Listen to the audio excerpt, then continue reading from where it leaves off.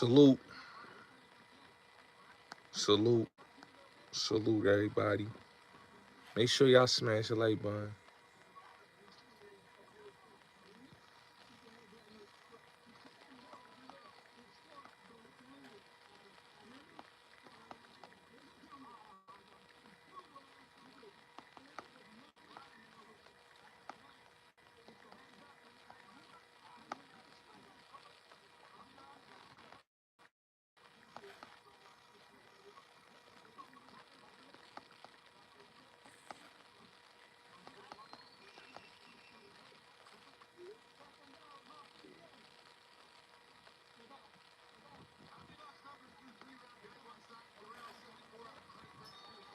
Salute, salute, salute. Smash the like button. Uh, yeah, I ain't been going live in a minute.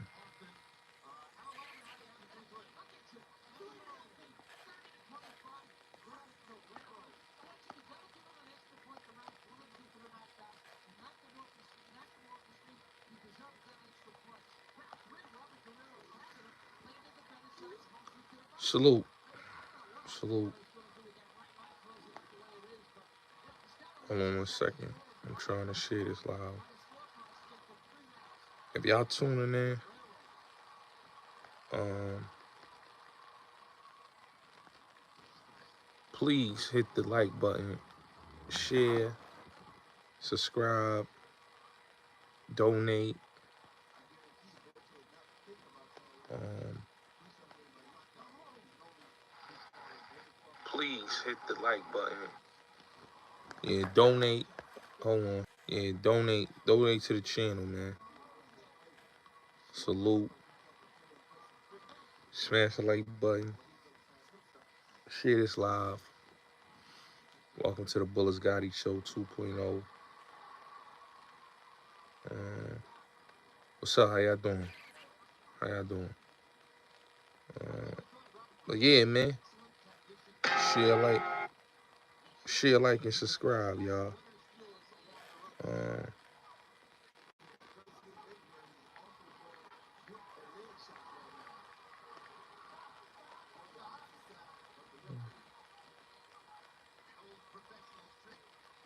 you know what I mean? How you doing, Terry? Chillin' with love. How are you? Sit down, shut up, sports and entertainment. Salute to you. Kayla, how you? Robert Davis, how you? GP, Slam Newton, how are you? I'm the jerk, how are you? Peace and love to everybody that's tuning in. Make sure y'all like, share, subscribe, and make sure y'all hit that notification bell. We want y'all to hit the notification bell because you'll get to see every time I'm live. You'll know when I'm live. So please hit that notification bell, like, share, subscribe, donate, please. You know, y'all love the content, y'all love the channel, please donate. You know what I'm saying? We highly will be thankful for that too. Um, Spread the wealth, you know. So definitely like, share, and subscribe. And for the people that's looking for the Cash App, I'm gonna put the link in the chat. But yeah, like, share, subscribe, support the channel, support the platform. I'm your host, Bullets Gotti. Today is September 21st, 2024. Uh, it's been an interesting week, you know, very interesting. But yeah, like, share, subscribe. Salute to you, Jeffrey. Thanks for pulling up.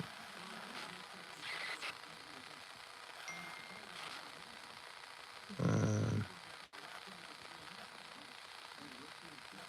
I appreciate you tuning in. I appreciate everybody tuning in, actually. But thank you for tuning in, Jeffrey.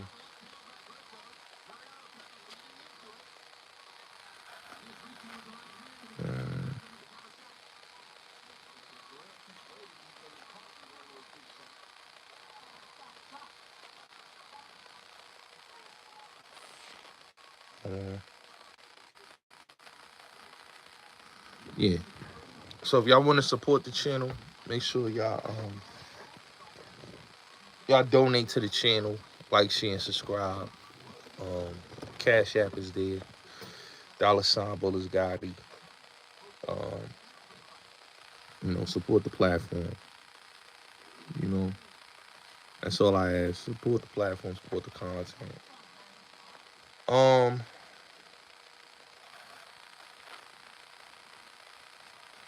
so a lot's been going on.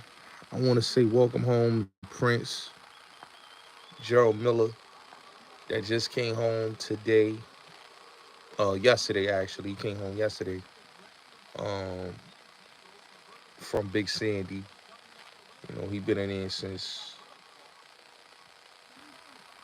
'90, and they finally released him. A lot of people's like, nah, he ain't coming home. That's cap. That's lies. Well, he's been officially released as of yesterday. Prince has been home since yesterday. So salute the Prince. Welcome home to him. Um, that documentary that Nas and them did was dope. Shout out to Mass Appeal and the team over there and Showtime for doing a documentary that basically um, showed the human side of that man, him and Preem, and not the other side that they wanted to be published. You got the Gully TVs and a lot of these clowns. They wanted to promote the negativity side and not the positive side. So welcome home to Prince. Glad he's released. Glad he's free. Um, Glad to hear that. Like I said, he was released yesterday on the 20th. They released Prince, so he's officially home. They sent it to me. I got the news, and they said, "Yo, Prince is home. He got released yesterday." I said, "All right, dope, dope. Glad to hear that." Um, but yeah, I would love to interview Prince. That's no problem. I would love to do that. You know. But shout out to Prince. Welcome home. Glad he's home. Glad he's released. He's been in there too long.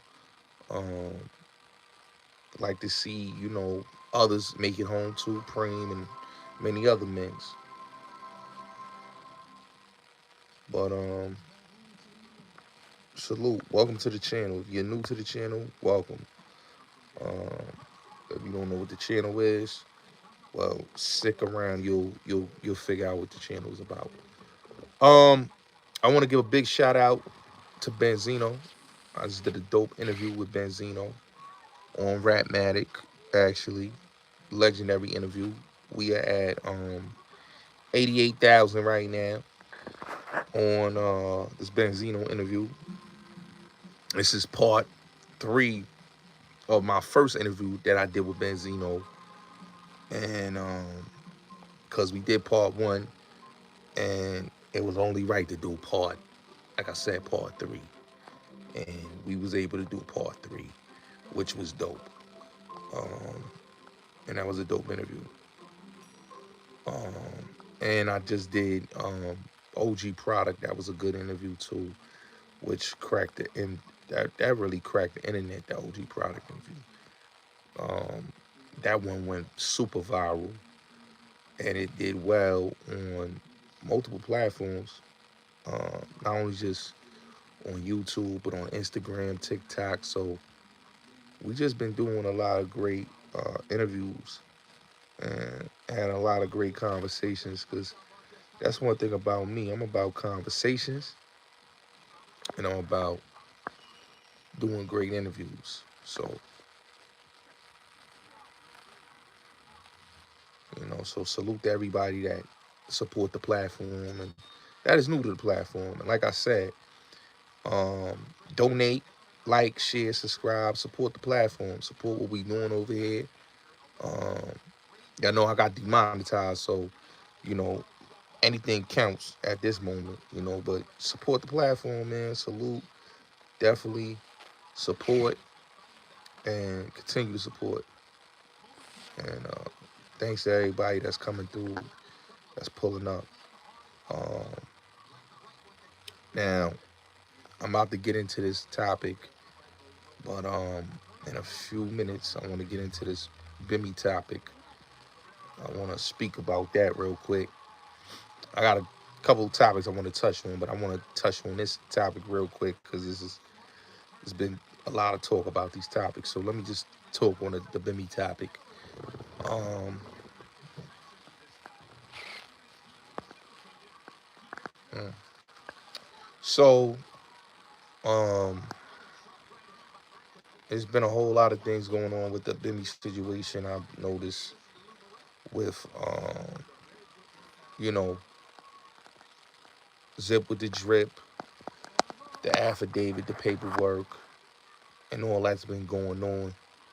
Um, Paperwork had came out and supposedly had been released. It was released, and he came on a platform and addressed it, the paperwork. No, I didn't watch the Anthony Joshua fight, but I did watch the Canelo fight last Saturday. I didn't watch the Anthony Joshua bout. I didn't watch it, but I did watch the Canelo fight. But yeah, salute to everybody that's pulling up, man. Like I said, man, donate, support the platform, like, share, and subscribe. The Cash App is pinned it, $Bullis Gotti. Please donate, support the channel, support the platform. You know what I'm saying? If you love the content, please donate, like, share, and subscribe. That's all I ask. Like, share, and subscribe, donate. You but yeah, let me get back to what I was saying about this whole situation with Bimmy. So Bimmy went on Clubhouse and he basically addressed it. Um, and I'm about to put some of that audio out on my channel so y'all can hear me having a conversation with Bimmy on Clubhouse. I'm about to put some of that on my channel, so be on the lookout for that. But Bimmy has been on internet talking about the paperwork, the Big Nose Troy, R.I.P. Big Nose Troy. Shout out to his son, Troy the boy. That's my guy. Um, they've been arguing about this paperwork. Infomon, shout out to Infomon, just did a thing with Big Nose Troy's son, Little Troy, and they did a whole piece. So now, Bimmy is on here. He talking about the paperwork. Paperwork been released, and you know his name is not in the paperwork. That's what they saying. I saw the paperwork. I didn't see his name in there. And really and truly, it's this shit's been all over the place. Um, like I said, the nigga, old boy, he's looking bad.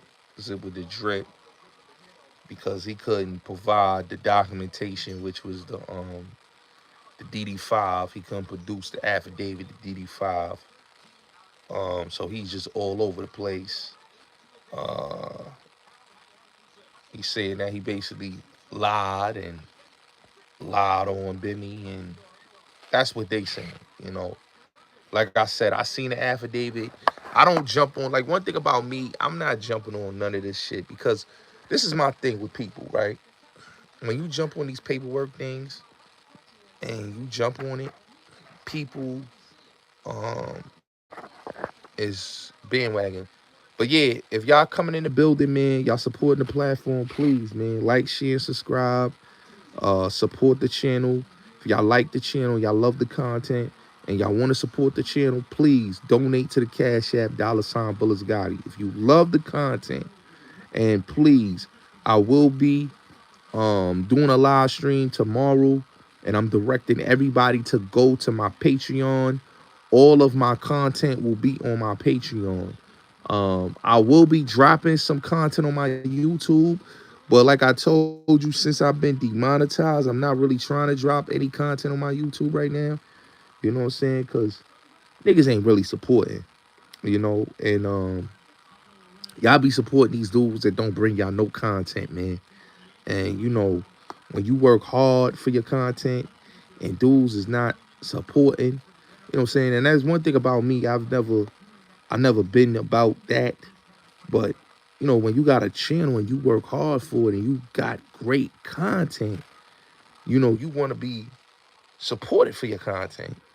So, it is what it is. Like I said, I'm working on getting remonetized again. But at this time right now, like I said, man, I'm demonetized. So it's just that's what I'm focusing on is getting back to my monetization. But right now, it is what it is. But if y'all want to support, like I said, man, support the Cash App, $Bullets Gotti. Support the Patreon, which I'm gonna be pushing that. Support the TikTok, which I will be putting a lot of content on that. Because I'm not gonna be, and it's don't disrespect, but I'm just gonna be doing my thing on different platforms. YouTube is it's on some other shit, but it is what it is. Um, where was I? Oh yeah. So like I said, um, a lot of things been going on, man. Well, I appreciate that. Appreciate the love. A lot of things been going on, and with this whole situation, like I said, with this whole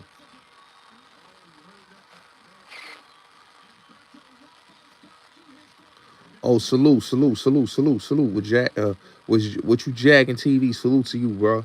You always been a big supporter. I want to give you your flowers. Salute on that. I appreciate the love. I appreciate you supporting the music. I got some new music coming, real soon. But definitely, yeah, check it out. Check it out. Check me out. Support the platform. But yeah, let's get back to what I was saying though. So the whole thing with the whole paperwork, the DD5 and all this, and Bimmy getting exposed, is crazy to me. But it's not surprising because, like I said, man, people be on these platforms and they just do and say anything on YouTube, you know. And one thing about me, I don't get caught up in the nonsense, because everybody look crazy right now, especially on YouTube. You know, everybody look crazy. So with the nigga Zip with the drip, stay getting exposed. It's looking crazy to you, bro, that you keep getting exposed on the internet. You know what I'm saying? And y'all gotta understand this, right? It's not for me or for anybody. My thing with when it comes to this whole Bimmy situation, right? Things was said. I don't have no opinion on it. I said what I said. I didn't put the paperwork out. I heard what I heard, and I said what I said. I had a conversation with Bimmy yesterday, and the rest is history. I'm gonna be putting that up on my YouTube channel. Like I said, in the documentary, certain things were said. Now Prince is home, you know, and if Prince want to repeat the story that he said on the documentary, then Prince can do that. You know what I'm saying? Other people feel the way they feel about the situation with old boy, with Troy and Bimmy, is what it is. But as of now, it's nothing. It's nothing really to talk about. The man put the paperwork out there. Hey, it is what it is. You know what I'm saying? Now, when it comes to what I'm saying, shit just, you know, if I got something on somebody, I'll show and prove. Zip don't be having the same energy. He's a crash out. You know what I'm saying? And I'm one of them dudes, my nigga. When I expose somebody, you know what I'm saying, I show what I got. When I exposed Corey King, I showed that he was a snitch. He was in the federal facility. That's why he couldn't argue, he couldn't dispute it. He was in the federal facility and he was in segregation from Pistol Pete. You know what I'm saying? Now, like I said, it's a fucked up situation. How people get on platforms and don't stand on their motherfucking square. Now, am I jacking anybody? I'm not jacking nothing. I said what I said. And like I said, I saw what I saw. And I don't got nothing else to say. Like I said, my nigga, if they like it, I love it. That's how I feel. If you like it, I love it. What you want me to say? The men that put that shit out there need to show and prove. Cause if I go at somebody, I show and prove. I don't duck my taco. I stand on my shit. You know what I'm saying? I don't have an issue with Bimmy. The only thing, my problem with Bimmy was, and I told him that, I said, yo, bro, you know, rectify that what Hassan is saying, and I'm gonna get into him. And that's it.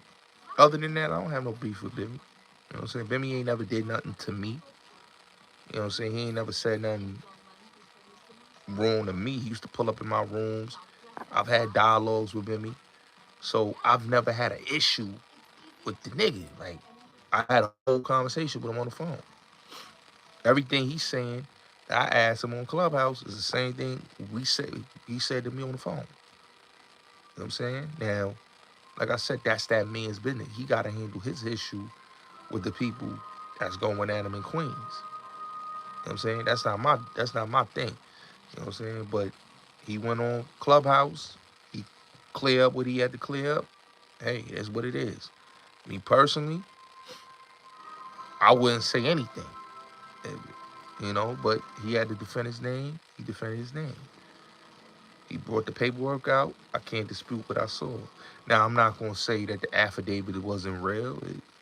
It's real. But like I said, bro, if niggas can't show and prove, man, and y'all don't show and prove, man, what can I say? You gotta understand something. In this world, man, your word is everything. Your name is your reputation.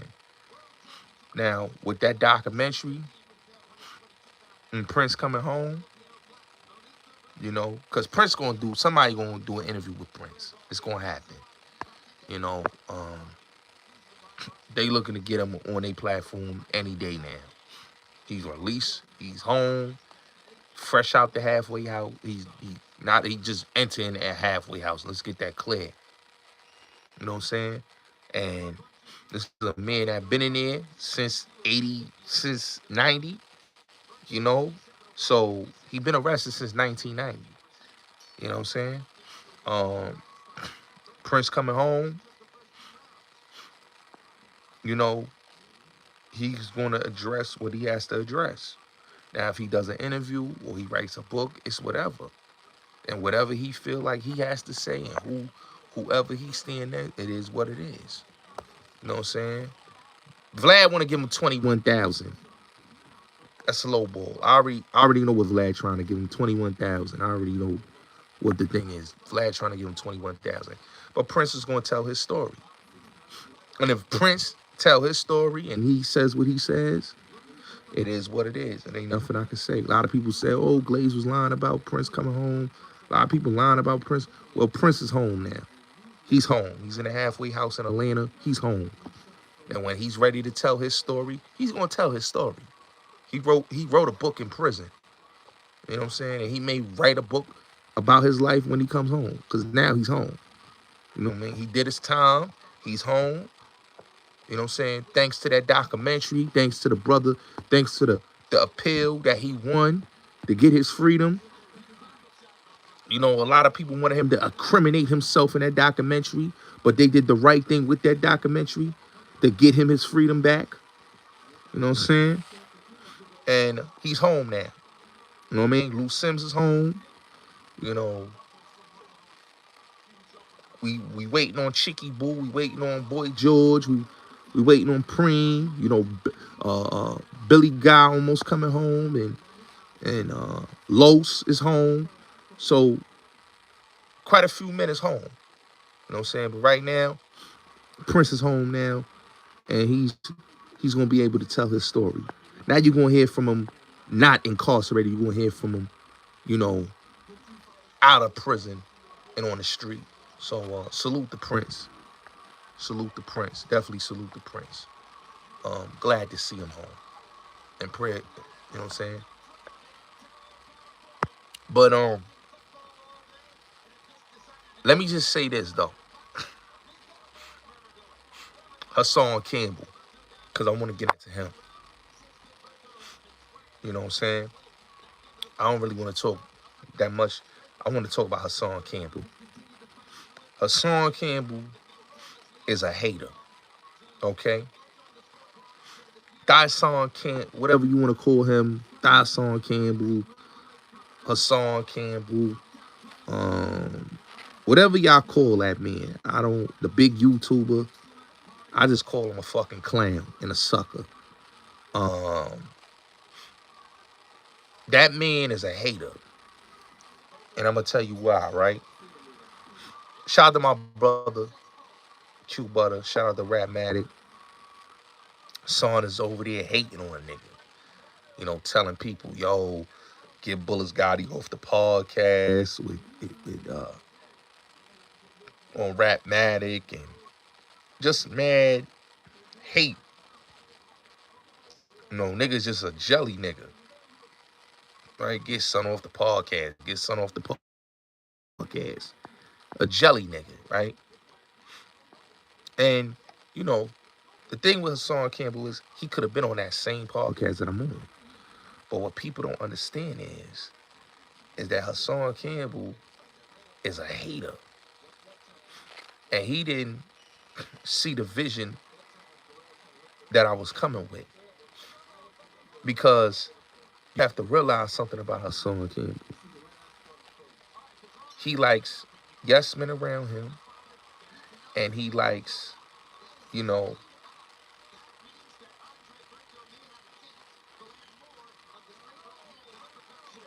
he don't like to see other people shine around him. You get what I'm saying? Hassan is a dude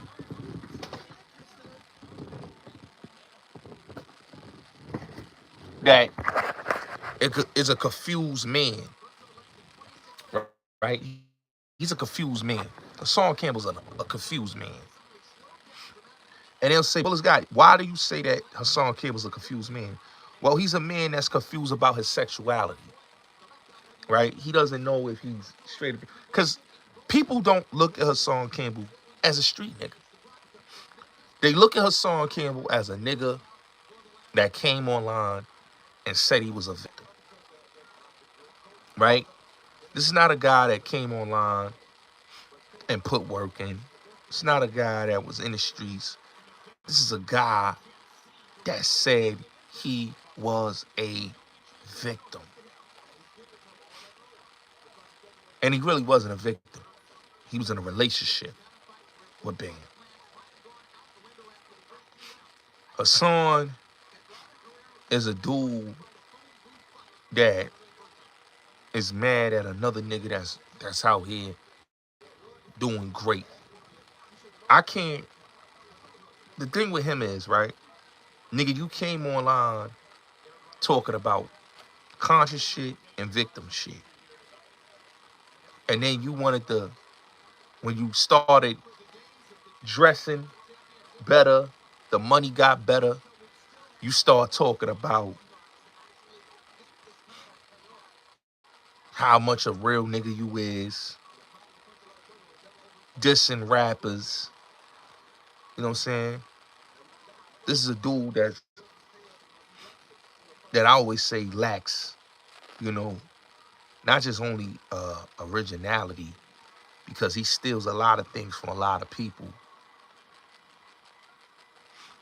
but he lacks realism of himself because he lives in delusions. This is a nigga that is a big joke. You know the song by Teddy Pendergrass, The Whole Town Laughing at Me? The whole town's laughing at me. Can't you see? That's the song Campbell. The whole town is laughing at him. He has to be a whole character. He can't be himself. This is a dude that sits on YouTube and he's mad at himself. He's mad at himself. Talks about shit he don't know nothing about.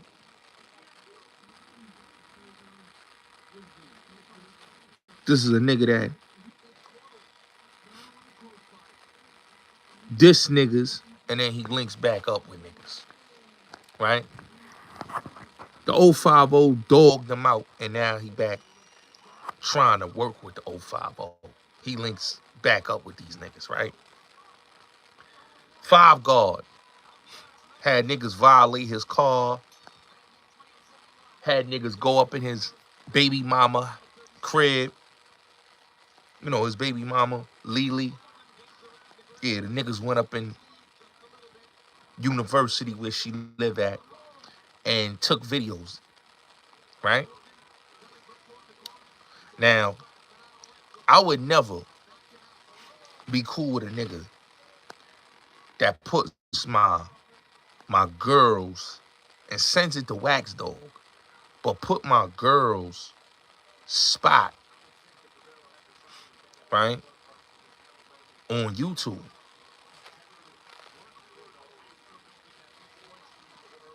And then talking the nonsense he's talking. Now, me as a man, I look at a nigga like that. Crazy. But when you a sucker, what do you expect? You know, Son is a delusional dude, right? He will want to squash with Zip, Five Guard, niggas that don't fuck with him. Niggas that just use them for what they use them for, to promote their music and basically, you know, to get on. Now, mind you, this nigga tell you, I put on Bullis Gotti. Nigga, you ain't never put on Bullis Gotti. Bullis Gotti put on himself. But let him tell you he put me on. When the fuck he put me on? You know what I'm saying? That's when you say a nigga like that is delusional. I played this nigga audio, got him lit off of that Nipsey Hussle audio with Wack 100. This sucker nigga goes and talk about, yeah, Lily told me to violate that little nigga for that. Why the fuck you gonna violate me for promoting your shit? So you can get traction. Cause you gotta understand, everybody don't watch Hassan Campbell. Hassan was in the brink, and you gonna hear it from Product when I put the audio out. He was on the brink of falling off. Like, he was done. Like, YouTube was finished with him. They was all Kwame Brown. Him and Kwame Brown both fell off. But it wasn't the Hassan show no more. Because once he dissed the nigga Kwame and all them niggas, when he told niggas you gotta pick a side, and they picked the side of Kwame Brown and not his numbers was looking bad. And what I did was I took the nigga from YouTube to Clubhouse. Linked him with Wack. Linked him with motherfucking, how he got with academics was me linking him with Wack. on my platform. And then from there, Hassan leveled up and got back in a way better position.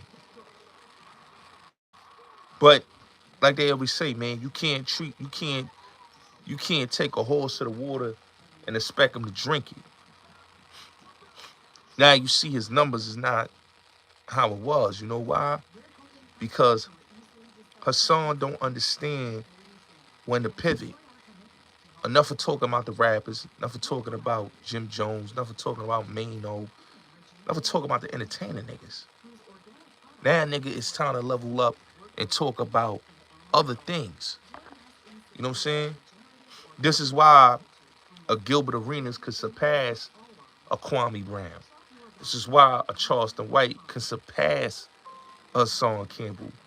This is why a Kevin Samuels could surpass Hassan Campbell, because Hassan Campbell doesn't understand the formula of being great.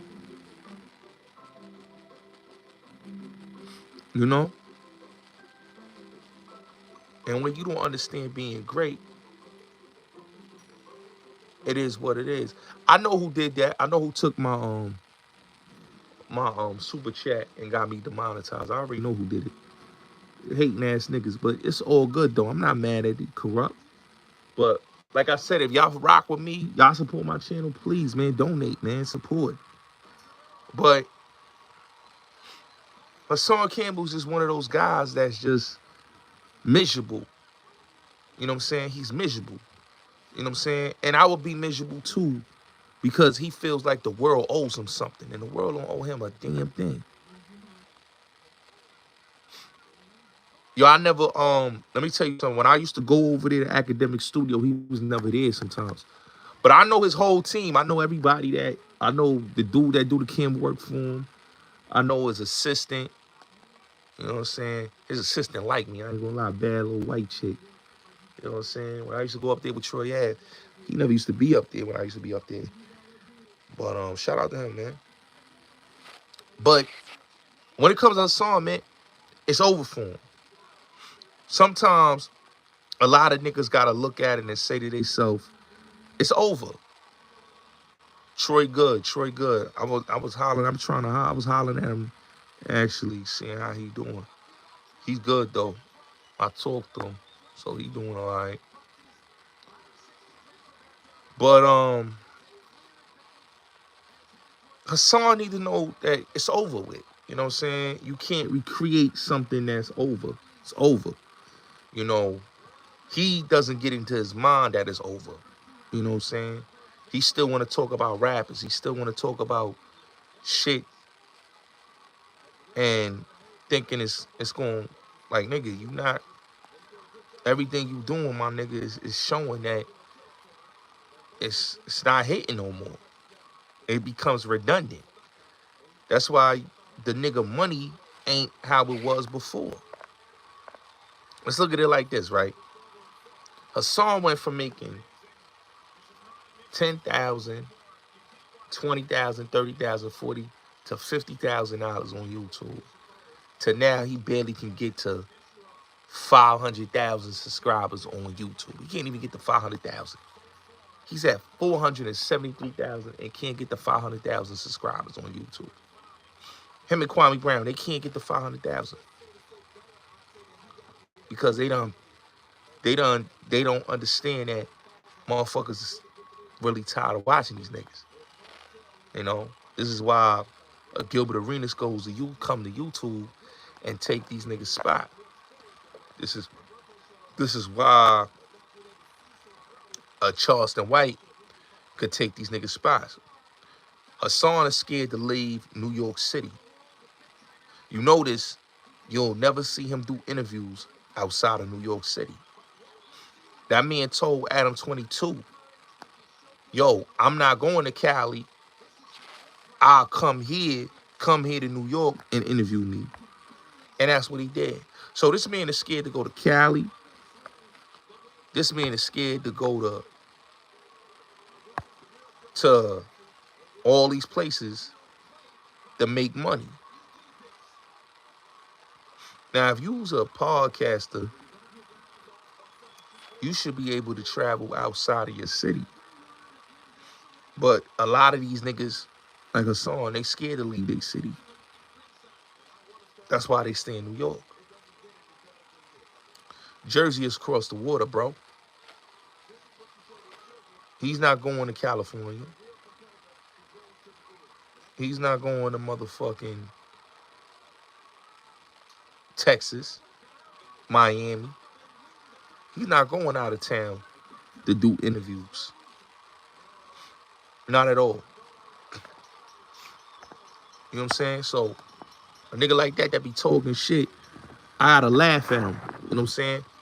Cause he don't be saying anything. He's just bitter that he's never been in the music industry. He's bitter that he's not in a conversation. He's just bitter. And a lot of niggas is bitter. You know?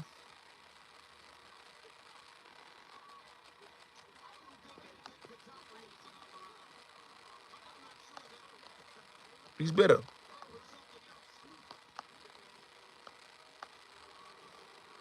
Just bitter. Him hating on me, nigga, I don't even think about you, bruh. I'm out here making moves. You know what I'm saying? Sometimes niggas gotta, sometimes they gotta play their position and know to fall the fuck back. See, your son think he's the man and you're not the man no more, bro. You was the man. You're not the man now in 2024. You washed up. And every time niggas look at and they see you online, they know you washed. He washed. If he was still a man, he still was that dude prevalent at what he does, it is what it is. Yeah, we don't give a fuck about you, D'Angelo. Yo, matter of fact, hey, you a troll. We don't even entertain you. We don't even care about a nigga like you that come on a platform. But let me get back to what I was saying. So when you look at a song, man, it's like, damn, dog, you went from being at this level to now the only niggas platforms you can go is your ops. That's crazy. This nigga goes on his ops platforms for validations. You know, I just don't understand that logically. These niggas done lied on your name and you are begging them and going on their platform for help. That just makes him crazy. Like when I look at dude, I'm like, damn, dog, like you over there going on niggas' platforms that violated you and you going in for validation and support. I'm like, nigga, it couldn't be me, bro. I couldn't do no shit like that. These niggas done violated my name, violated me as a man, say I'm this and that, and you go over there. Come on, man. Yeah, definitely support the Bullets Gotti show. Y'all love the content. Donate. $sign Bullets Gotti. You see the cash app is pinned right there. Support the platform. But I just can't understand no shit like that, my nigga. Like niggas violated you, violated your kids, violated you going up there, sitting up there with niggas. Like that's a weird, that make me look at you and say, damn, you a weird ass lame nigga. But you know, niggas gonna show you what type of niggas they are. Just give it some time, sit and watch, and you'll see that niggas be suckers. You know what I'm saying? Niggas be suckers. I've never been a sucker. So you'll never see me move how Hassan Campbell moves. You know? Like, that's just not me. Niggas diss me, violate me and my family, and I'm sitting up there on their channel holding court with them. Like, that nigga went on main shit, right? Before me and Hassan fell out, he never liked it, the nigga Zit. He said, yo, that nigga, I feel like that nigga coming for me. So if you say that, he said about Five God. So if you feel like these niggas is gonna snake you, why you sitting up with these niggas? You know what I'm saying? But you gotta look, a nigga like him, he needs support. He needs certain niggas around him. I ain't hurting for no friends, B. I'm just a different type of nigga. I ain't hurting for no friends. These niggas be hurting for friends, you feel me? And that's why these niggas get on these platforms. They be hurting for friends. And old boy be hurting for friends. You know what I'm saying? Niggas don't really fuck with that nigga. You know what I'm saying? Son was an old nigga that was a hustler or got to the bag. You look at how he dressed, man. Just look at his whole movements. He's just a bum nigga, man. He talk that boss nigga shit. You ain't no boss nigga.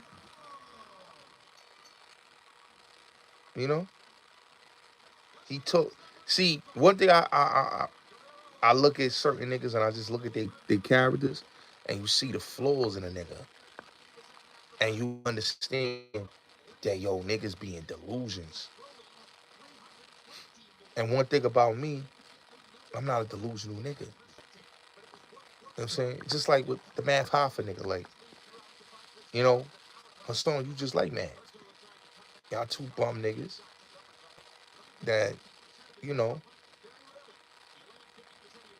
feel like y'all them niggas and y'all not. Hassan don't speak no truth. He ain't doing enough for the community. This nigga, all he do is cry broke. Let's keep it real. Yo, I got kids and all this.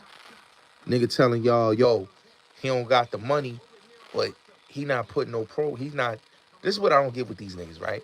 You say all this about these rappers, right? But you ain't once put a non-profit program in your hood. You say all this about this and that, but you ain't never did none of that. You ain't give niggas jobs, but you online talking about you the voice. That nigga's a charlatan. That's what he is. A nigga that just come online and he's nothing in a poverty. He's a poverty pimp. That's what he is. Hassan is a poverty pimp that had a fake story that made y'all believe that he was a victim. He wasn't no victim. He wasn't. He's a poverty pimp. And that's why niggas see through, son. You know what I'm saying? I fell out with son because, nigga, you ain't supported my platform. Low key. And it's cool, low. You know, because niggas gonna show you how they really feel about you. But he had an insecurity and a jealousy issue of a nigga, and you can see it behind the scenes. So when you hear sucker niggas talk, you gotta laugh at sucker nigga. Son is a sucker nigga. Ain't no way, dog. I get on platforms and hate on a nigga that ain't even hating on you. But you gotta understand, he's a poverty pimp. Niggas ain't supporting his Patreon. Niggas ain't. Come on, bro. He went from being the top of the food chain to just being a nigga that's a poverty pimp. Shout out to everybody that's in the building. He jealous. He jealous of everybody, my nigga. People gotta understand something about Hassan. He don't mean the shit he say about any of these rappers. If Fat Joe called him on the phone today, he'll stop dissing Fat Joe. If Mano called him on the phone like he had the conversation with him with Lucky Dawn, he'll stop dissing him. See, Hassan don't believe in all that shit he be saying. He just saying those things because niggas ain't hollering at him. But if niggas was hollering at him and they pulled him up and they supported him and they supported his platform and they funneled money to his platform, he'll be the biggest groupie that you'll ever see, because he's a groupie. How you gonna take a nigga serious that say he hates the rap game, but nigga, you want a legendary rap album, Midnight Marauders? You talk all that shit about Puff, but nigga, you want an album cover with Puff, with everybody from the industry, the Busta Rhymes, all of them. But you hate the hip hop. You hate all these rapping niggas. You different, nigga. You ain't no different, nigga. You was a groupie nigga. You was a nigga that had failed rap dreams.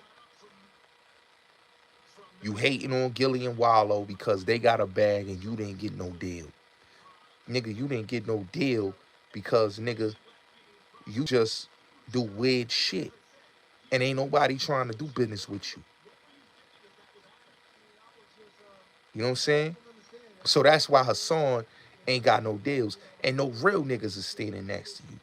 Because they don't really believe what you saying because, nigga, your life story is flawed, nigga.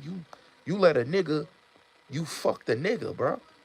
You know what I'm saying? Talking about you was a victim. You wasn't a victim. That was your lover or whatever that was. Because the way you smiled about Bam House and the way you talk about you riding out for Bam, nigga, that was your boyfriend. You a clout chaser and a hater. That nigga don't got no stories to tell niggas. What stories he got?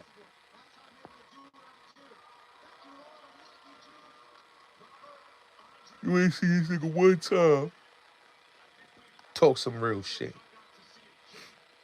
His thing is about money and this.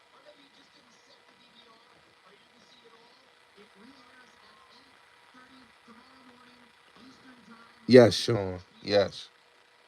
Um, but yeah, man.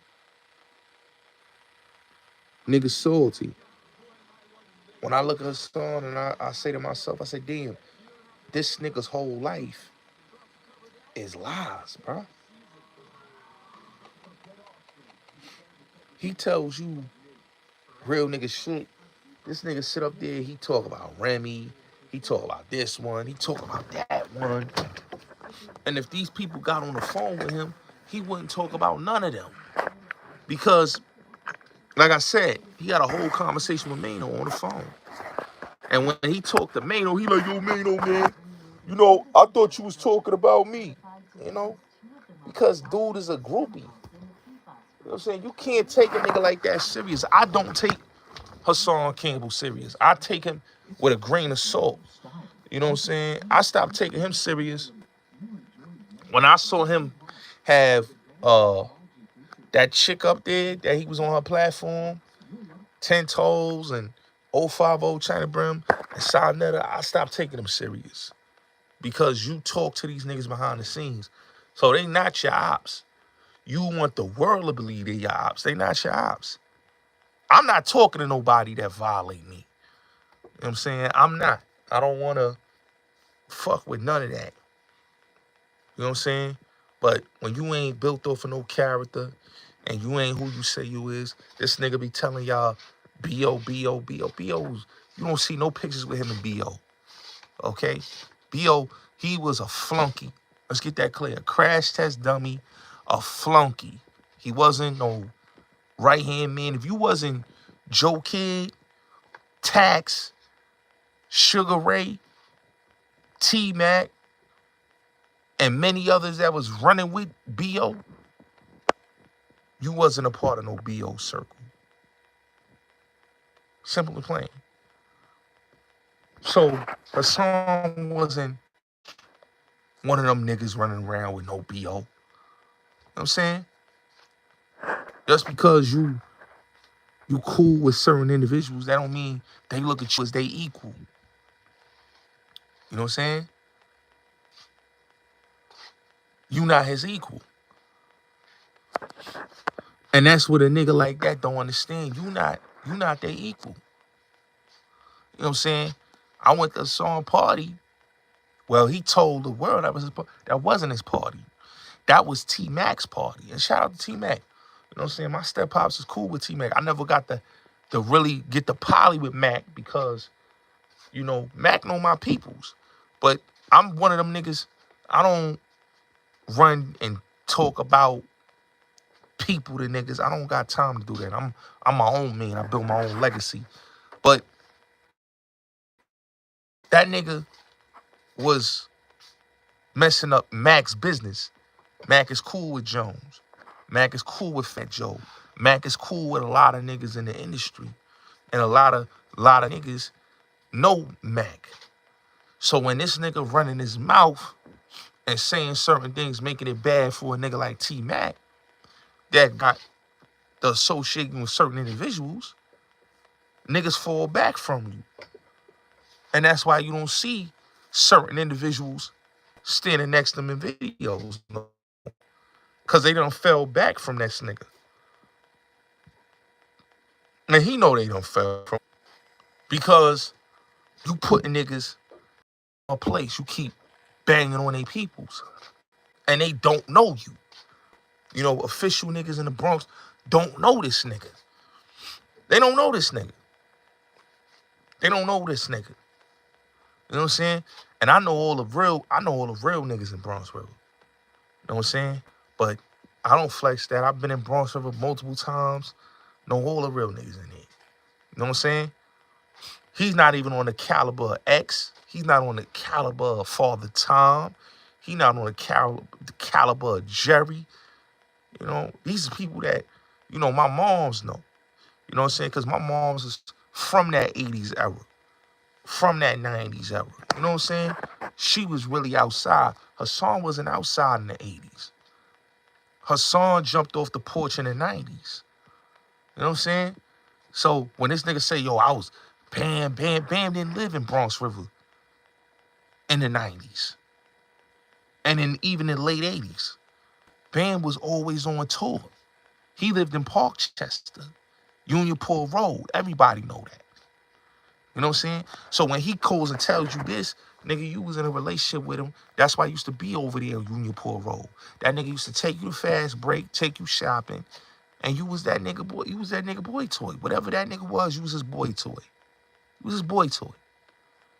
He could go online and tell you that he was this and that. That's why this nigga go back to his projects. He had niggas shoot him. He didn't get shot. Let's get this clear. Hassan didn't get shot in his projects. He paid somebody to shoot him. He didn't get shot. Never got shot.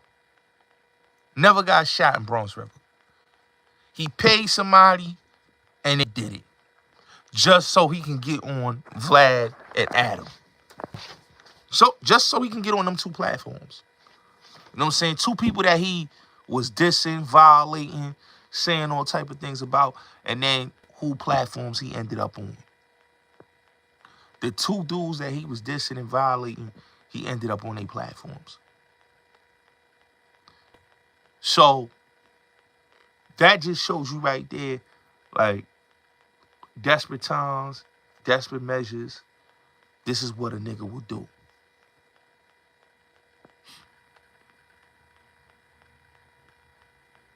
He's a desperate dude.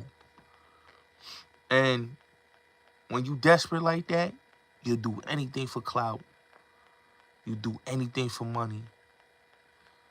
And you'll do anything for success. Son is a desperate clout chaser. You know? And he been that for the longest. So It is what it is. You know, we gotta speak facts. You know, that's one thing I do. I speak the facts. Now, let's get to this Puff, Rkelly. Let's get to the situation. So Puff got arrested Monday, right? My peoples had saw Puff. Now I would accept it. Lines was crossed. Hassan violated. You know what I'm saying? He violated. Salute, salute, Black Afghanistan. So my peoples had saw Puff on 57th Street. He was at the park. He was at the Hyatt. My peoples was coming out of Def Jam. It was with it was D Ferg. It was with D Ferg's son, not ASAP Ferg, but his brother, and my OG son, who be producing. So they was going to Def Jam. They was in Def Jam. So they left Def Jam and they saw Puff. They saw Puff. They saw Justin, Quincy, and Christian. They was out there. And they homies out there on 57th. So nobody really noticed Puff. And my OG, his son noticed Puff. So he went over there. You know, he know Puff from way back in the days when, you know, Puff, you know, he was doing his thing before Bad Boy, you know, and even during Bad Boy, you know. And when he saw him, they chopped it up for like 30 minutes. They had a good conversation, you know. And like he told me, Puff was like, he was going to cry because it was so emotional that he, you know, he could tell that he was going through it. And his kids, his sons looked like they was about to cry. You know, you could just see the pain in the face. But he was still, you know, laughing and talking.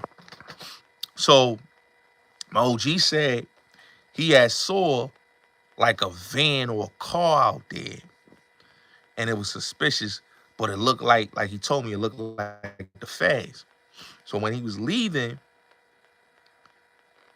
and y'all saw the video on TMZ, Puff went back inside the Hyatt, and that's when the feds stopped. They was working in there as employees of the hotel, and it was some that was outside. So what happened to Puff is a sad situation.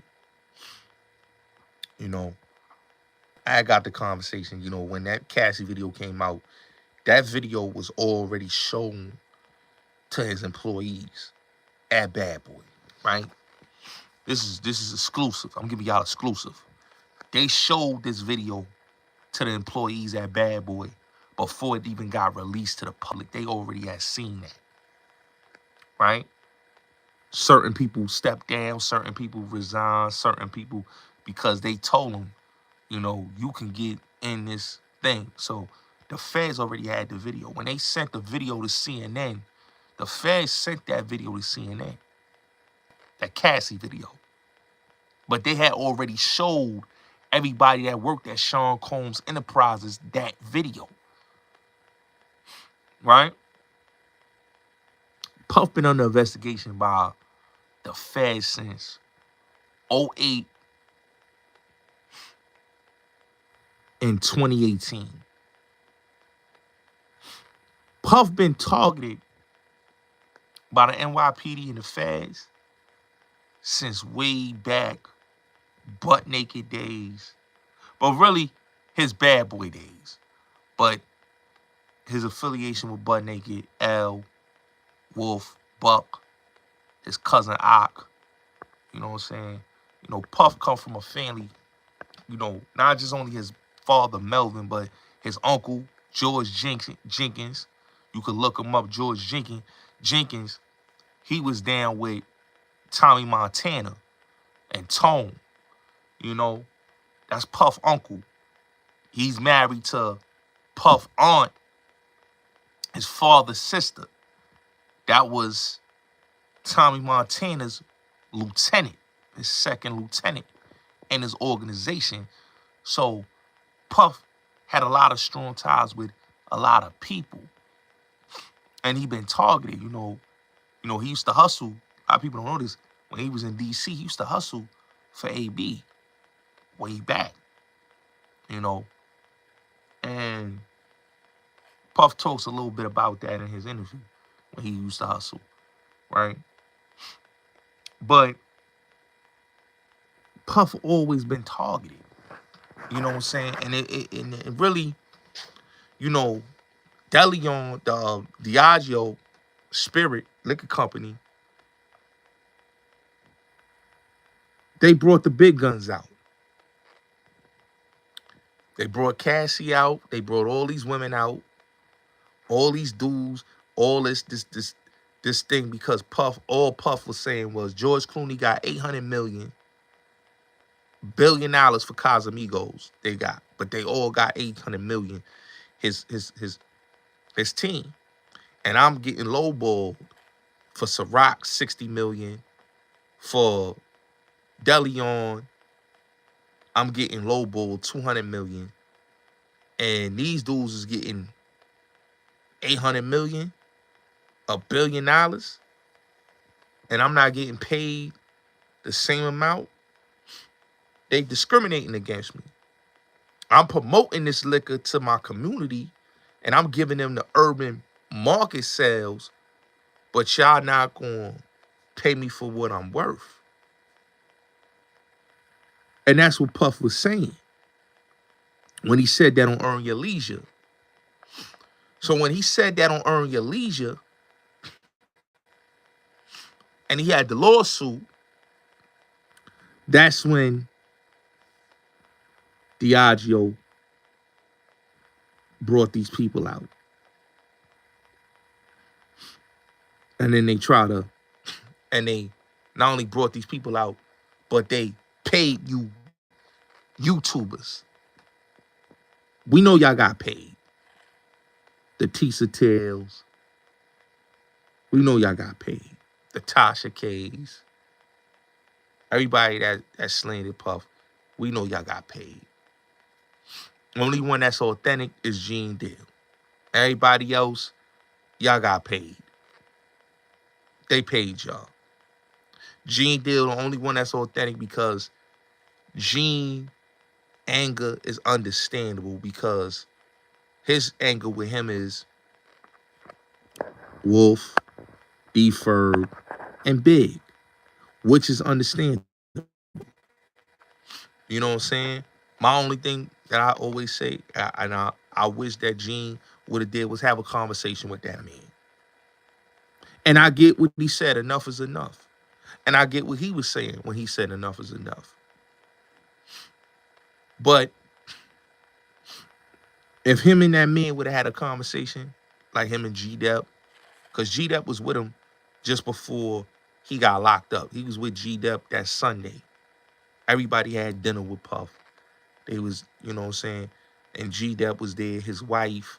Shout out to G-Dep.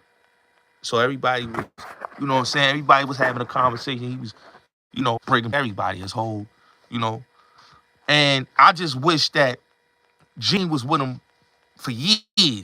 This is a relationship that him and Gene had since '89, until, when they fell out, 08, 09, they was cool, because Gene was with him from 90 to 2005. So these is dudes that, it was not like a security. You know how people have a security and, employer and employee relationship? No. It wasn't an employer and employee relationship. It was my man's, and I got my man's as security. We family. That was really La Familia. Make sure y'all support the channel. Subscribe to the channel. And please donate to the channel. Please donate to the channel. The Cash App is pinned. $$ Bullis Gotti. Please support the channel. It's pinned. But Gene and Puff was in the same gang together. Puff shouted out Gene on a Bad Boy mixtape. Slick in the Family. Sand Gang, Valley Mob, you know, YGs, so this was family. This was all family. But what happened is what happened to a lot of people, man. Things happen. People fall out. I really wish that them brothers could have patched it up because as black men, you know, we should heal. You know, when we have differences with somebody, we should always come to the table and resolve those issues. Shout out to my brother Kareem in the building. Doc was goody. And I understand, like I said, I understand Gene, man. I understand Gene. I understand how he feel. But let me get back to what I was saying. Everybody else, like I said, that I was talking about Puff, they was paid. You know, Puff, this is my thing with Puff that people don't understand. Puff got ways with him, but Puff is not a bad person. You know what I'm saying? Puff has given people jobs. Puff has changed people's living situations. Puff has given dudes that couldn't get a job in corporate America, street dudes that couldn't get a job. People get mad about the contracts, but he ain't never put a gun in nobody's head and robbed anybody. You know what I'm saying? Business is business, but he still looked out for niggas. Paid for funerals, got dudes on their feet, lobbied for brothers to get released from jail. He lobbied for Sean, so Sean get back to the States. He gave Sean $3 million, fresh home. Puff couldn't, they couldn't get the deal. He didn't sign on a bad boy, but what he did was he gave Def Jam the $3 million, which was his money, and gave that to Sean. So this is not a dude that's a bad dude. Now the media gonna portray him any type of way. But for a man that's locked up for some fucking baby oil, and y'all talking about trafficking, where's the prostitutes? Rkelly, same thing. Y'all talk about trafficking. Where's the prostitutes? Because sex trafficking is when you trafficking prostitutes. Puff and Rkelly went to jail, is locked up for the Mann Act. And if y'all know the history of the Mann Act, that was created for Jack Johnson. Chuck Berry got locked up under the Mann Act. Now Puff and even Rkelly got caught up in the Mann Act. Me personally, I don't believe none of that they saying about dude. The dude they say that he touched, that was a lie. That was a lie. That's why they had to give him his $100 million back.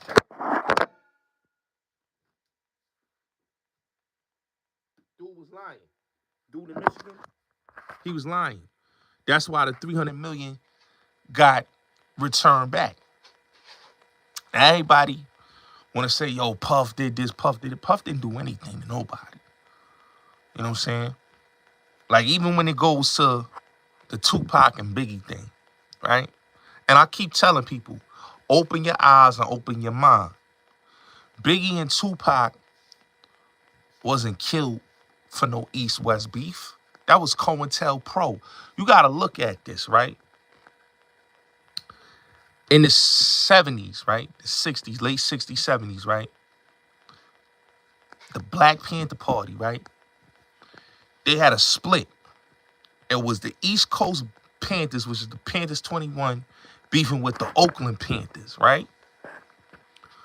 And who started that was J. Edgar Hoover. So fast forward to the 90s. East Coast, West Coast rap shit, right? The COINTELPRO is now different. Now they're using federal informants like Haitian Jack, right? And other federal informants, right? But they're using him to fuel up a rap beef. They lined up Pocket Quad Studio. They placed the blame on Biggie and Puff, which had nothing to do with them. See, the nigga Little Sean he keep dry stitching on himself. He needs to just tell the truth, nigga. You lined it up. You knew what was gonna happen. Your man Scooter was the one that did what he did. Let's just keep it real. And that's what happened. That had nothing to do with no Puff or no Big. That was him doing what it do. You know? But they blame Puff just like they blame Suge. Let's keep it real. The FBI is in Las Vegas during the Tyson fight, right? They seeing everything. They watching cars. They know who's in whose circle. They know everything, right? Why would the FBI that has the federal files of what happened to Biggie and Tupac, they're not going to release it because they know that police murdered Biggie and Pac. Wasn't no gang shit. What people not realizing is that the Quad Studio shit, let me explain it like this.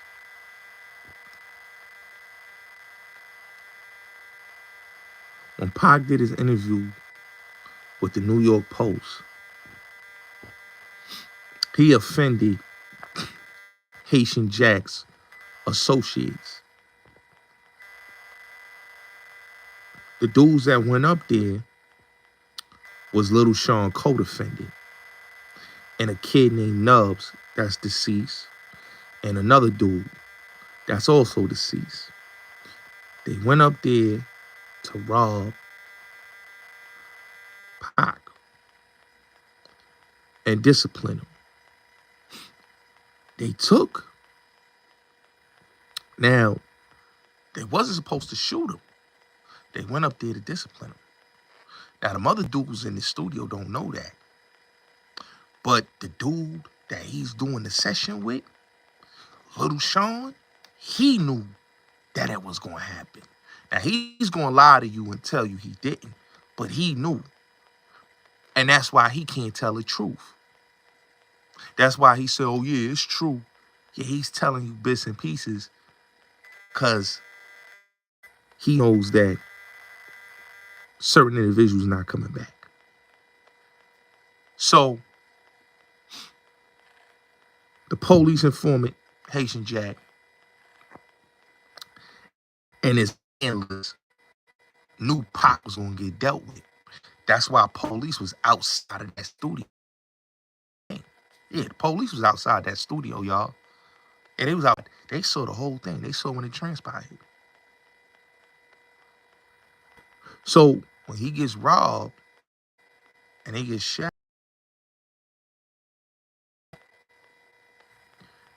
and they chase the dude. When they chase him, they go right out. The dude Nichols go right out. He chases them. But he slows down because he's shot. The strip club is right there by Quad Studio. The stripper was outside. They talking to the stripper. She don't know nothing. They goes back in there. The homie, whenever he ready to do the interview, he the one that came downstairs and helped Pac and took him upstairs. Shout out to him. All right? They was up there at the studio. But what people don't understand is he got shot. He don't know who lined it up. You get what I'm saying? He don't know. All he knew was, what the fuck? I come to do a song and y'all niggas shoot me. But what niggas, let's fast forward. After he left Ron G crib, Pop was at Shaka Zulu, the weed spot. He was at the weed spot, right? 125, Shaka Zulu. So that's what took him more long, right? Because he blowing it down. He's him stretching on them at the weed spot. And then they come to Times Square, to Quad Studios. Jack and Jimmy both lined him up. But Jack mostly was the one that lined it up. You know, Jack was the one that got the phone call, Lil Sean co-defendant, who said it was done. And he even said he got the phone call. So he knew them niggas was coming to discipline him. Facts.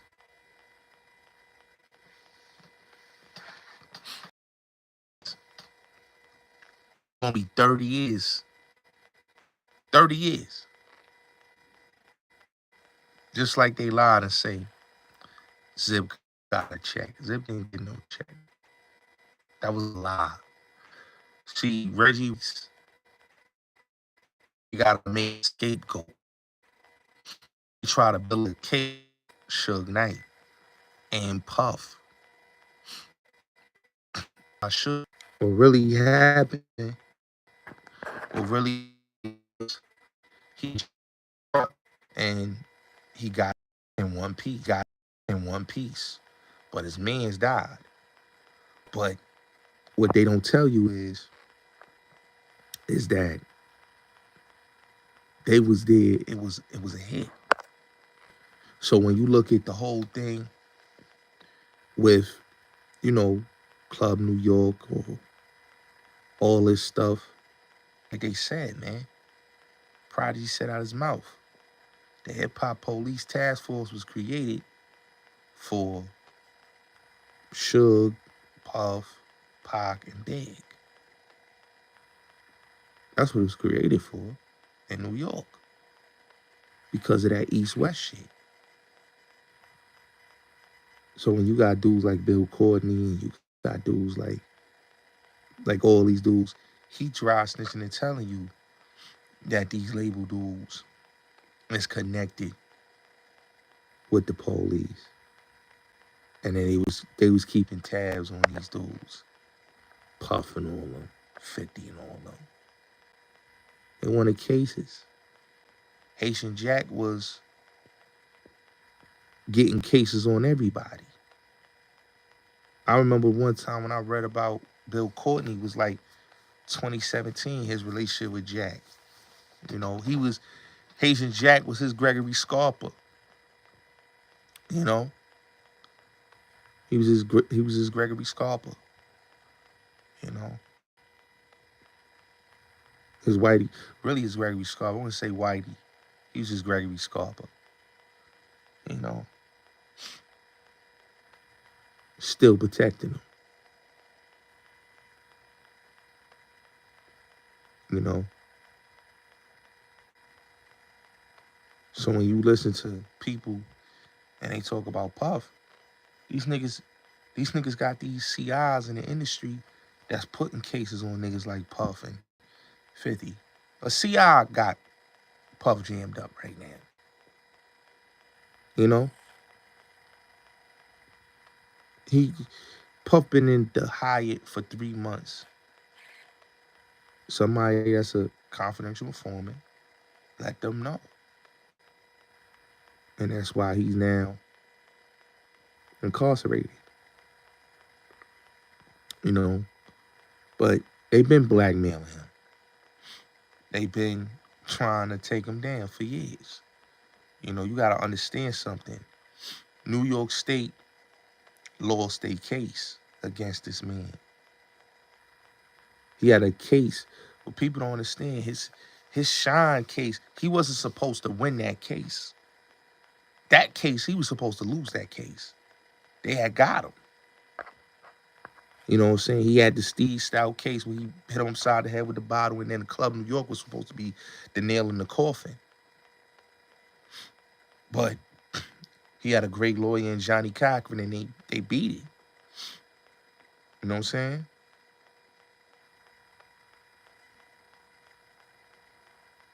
And the state of New York didn't forget that.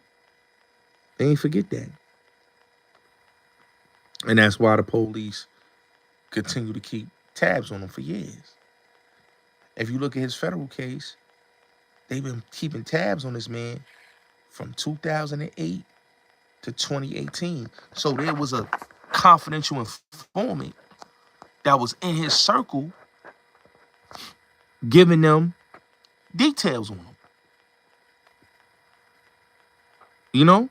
To be watching somebody like that. And it's the same thing, and I'm going to get to the Rkelly case. But the same thing with the Rkelly case. But to watch a man that has a legitimate business to say that he's laundering money with, they know his business is legitimate. They'll say that the hotels, the flights is all paid with illegal money. This man is he don't have no co-conspirators, no co-defendants. He's his own co-conspirator, his own co-defendant. This is a one-man RICO. RICO is 30 to 40 to 50 to 60 to even 100 men in an indictment. This is a one-man indictment, like Rkelly's case, a one-man indictment. It's political. Political.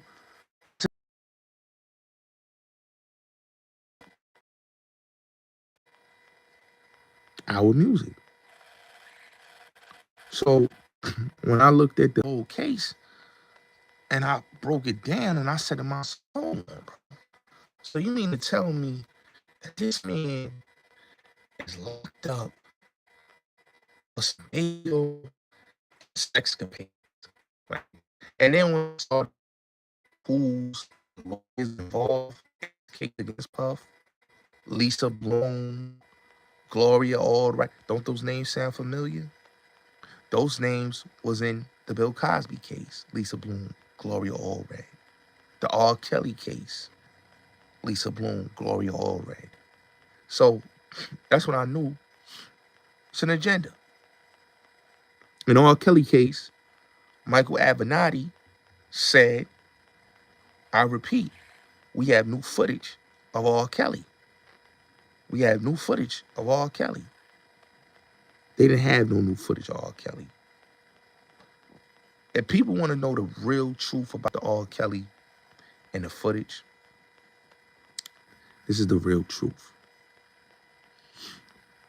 In 2000, Rkelly was shooting a video, feeling on your booty, right?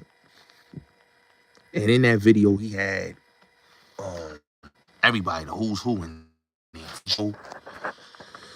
Method Man, Tracy McGrady, Lennox, you know, Nelly was there. Redman, Damon John, Fubu, the whole Fubu gang was there. DJ Khaled, Eric Sermon, right? Star-studded video, Nikki Beach, right? So when a video came out, and this is real shit, when the video came out,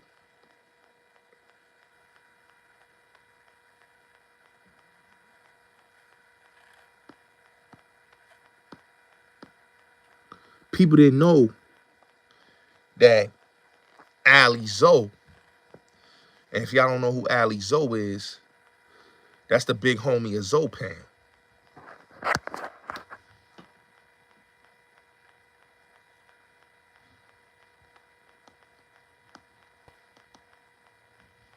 You know, he had his people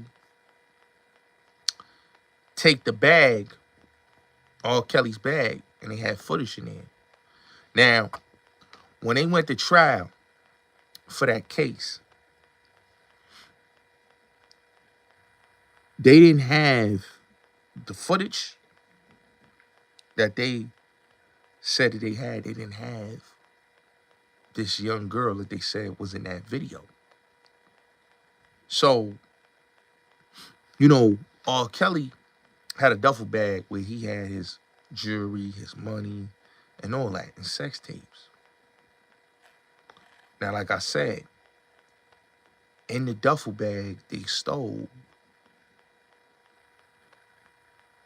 they gave the video to Barry Hinkerson. Right? So I tell you, this game is a dirty game.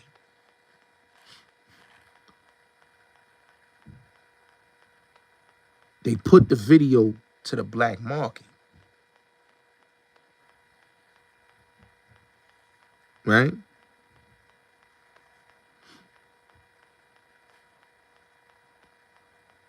They extorted Kelly for $64,000. Ali Zoe and them. When they blackmail this nigga, because they was extorting and blackmailing him, right? They blackmailed the nigga.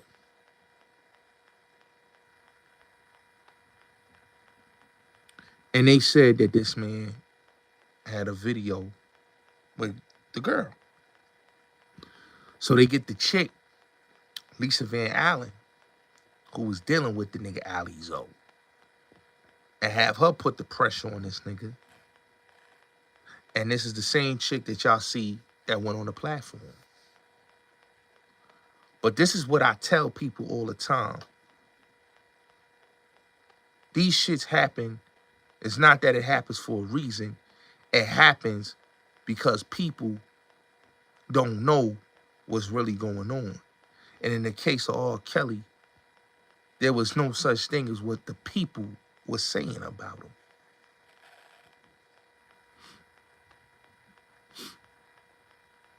The extortion was crazy.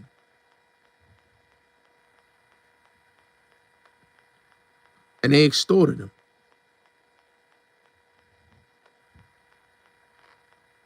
They extorted him.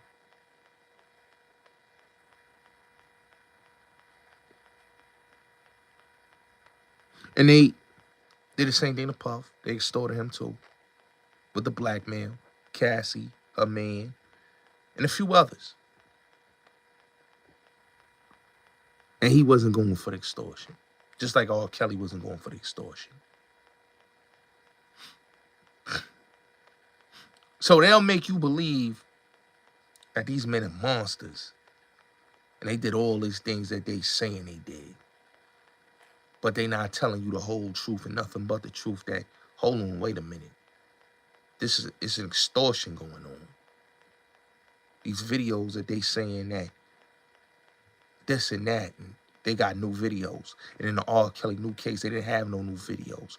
So what they did was, in the R. Kelly case and even in the Puffy case, they said these niggas was sex trafficking. Oh, I appreciate that girl. How you doing, though, beautiful? I appreciate you love this shirt. I'm not you know, it's crazy. I got this shirt a long time ago, but I appreciate you liking this shirt.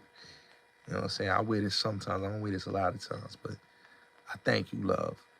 But, so when it comes to the extortion thing, and it comes to how the industry work and how these motherfuckers conduct themselves, and I make sure everybody donate to the channel, please, man. Click the Cash App. The Cash App is pinned it. $ Bullis Gotti. Support the platform.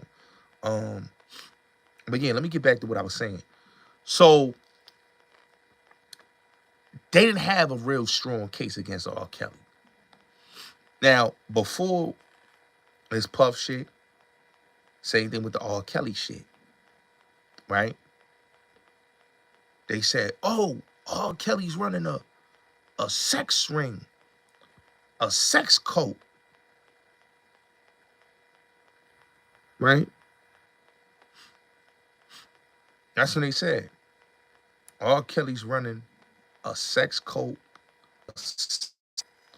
Police came in, they didn't find no sex cult, no sex ring, no nothing.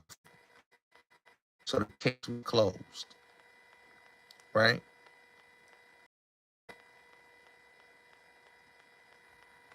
2019 comes, surviving Rkelly. Now,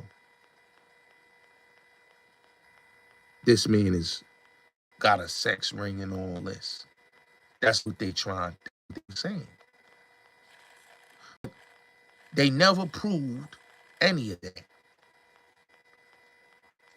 But they wanted the people to think and to listen to them with their lives to say that the man was running a sex ring, a sex cult, and he was doing all of this and all of that, and he wasn't. So the same thing that happened with Puff is the same thing that happened to Kels with the Mann Act.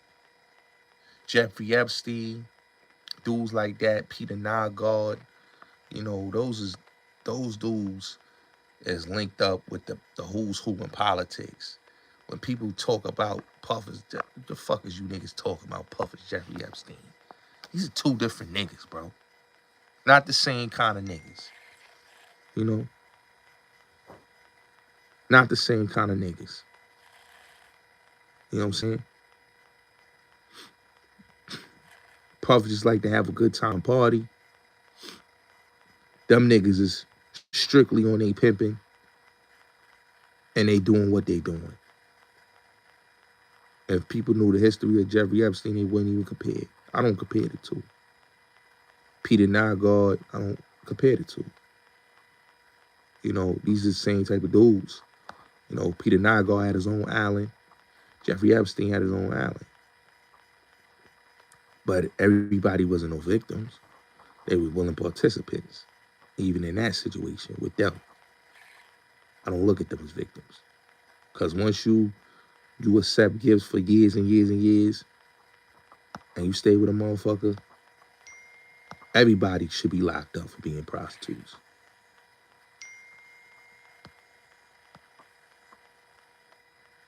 You can't say somebody's trafficking you and nobody else is locked up.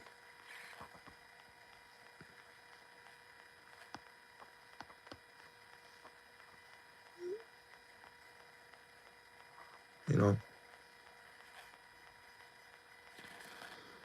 So, back to Kels and Puff. So, with Kel's case and Puff case,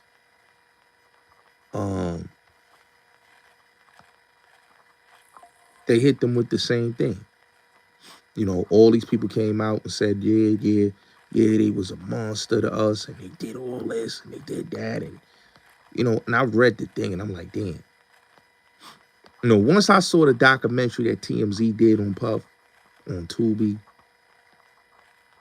and all these videos that they doing, I said, it's over. They gonna crucify him. Same thing they did to Rkelly.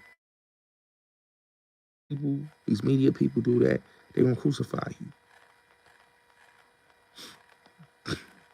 Rkelly. And you know what's funny? I had a conversation a couple years back. This is after it's like 2021. I said, yo, and I don't wish nothing on a nigga, but I said, yo, the next nigga that's gonna probably get a case similar to Kel's is gonna be Puff. And I kid you not, look what happened. You know the funny thing about it? Puff, Kel's, Suge all came in the same rookie class, 92. They out of that 1992 class. That's when them two rose to fame in 92. Puff, Kells, and Suge. And they all got locked up. Puff, 2024, Kels 2019, Suge 2016, you know?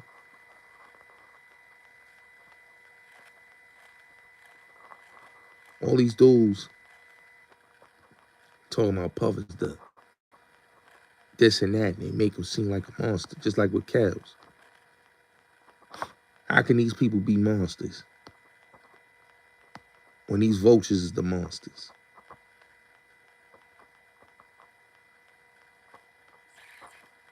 You know, they was targeted.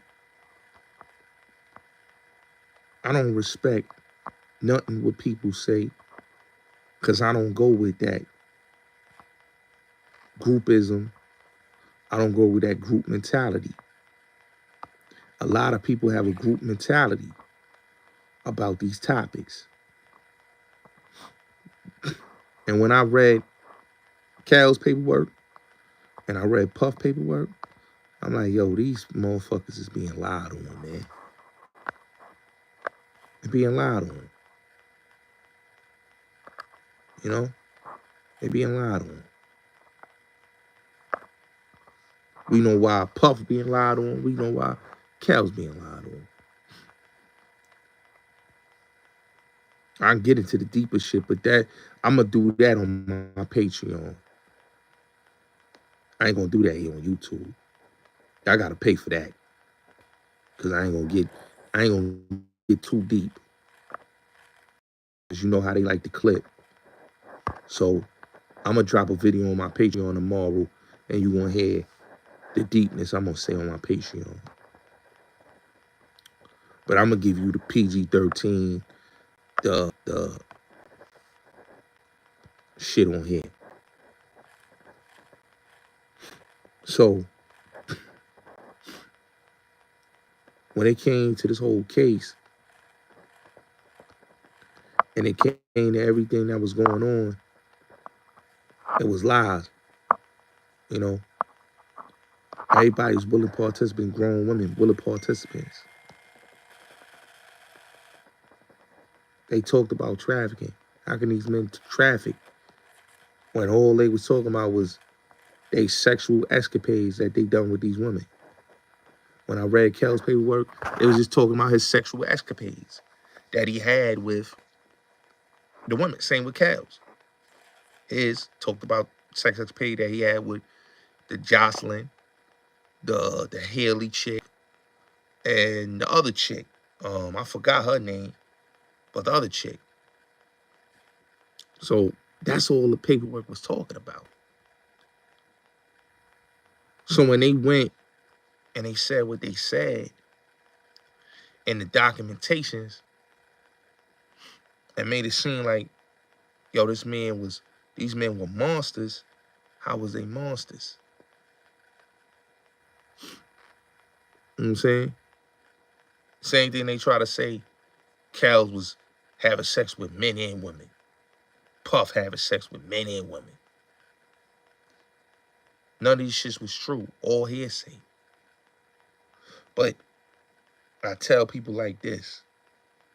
When you're dealing with the age of the information, this is what you call the information age of lies.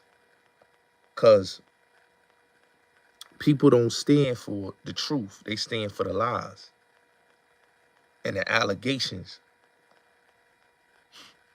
So whether it's facts or not, you know, propaganda is propaganda. So when you look at both men cases, they in there for bullshit. Because there wasn't no sex trafficking going on. Willing participants is not being trafficked. Because if they was being trafficked, then the prostitutes go to jail. But maybe, you know, I deal with common sense and other people deal with non-logic. You know, I don't know. But when I look at both situations, I look at it from a logical standpoint that these two men was basically lied on.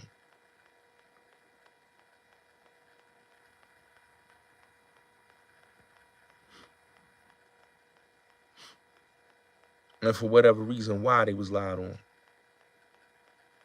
But we knew it was a money play because of how people was doing what they was doing. Feds had a weak case. In the Kells case, yo, the witnesses couldn't get their motherfucking story straight. I read the whole paperwork of Rkelly case. Chick said she went to visit him. Then she said, yo, this and that. And then it's a whole lot of coercion that was going on. Whole lot of lies was going on in both, even in this case. So how can this be a fair case? How can the feds, and the funny thing is, the same prosecutor that prosecuted Kells is the same prosecutor that's prosecuting Sean. So both Robert and Puff is being prosecuted by the same motherfucking people. Let's get that clear, y'all. Same people. Same people. Let's get that clear.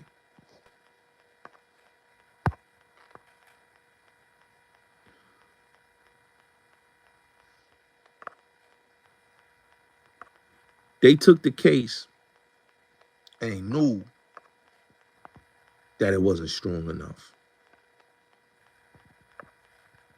They knew it wasn't strong enough.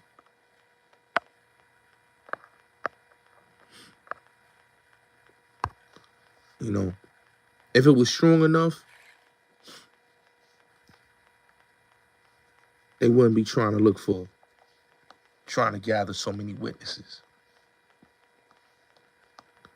When you know a case is weak, you just got to listen to the people that's speaking.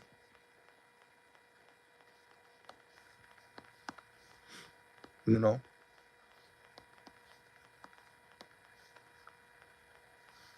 But what people got to understand is the new black godfather of hip hop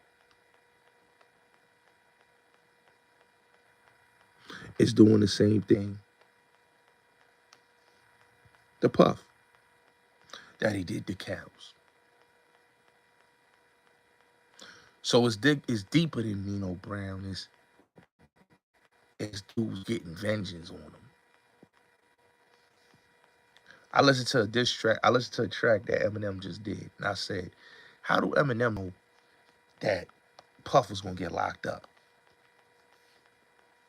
Somebody that's a rapper. He's not a policeman. He's just an entertainer. But he knew that he was gonna get cup slammed on him. He purposely dropped record that Friday. And that next week, Puff had cuffs slammed on his wrist. That right there concerned me a little bit. It made me really look at it and said to myself that maybe it's other people, not just only Diageo, but it's other people involved that wanted him out the way, like they wanted Kells out the way. They canceled Kells, right?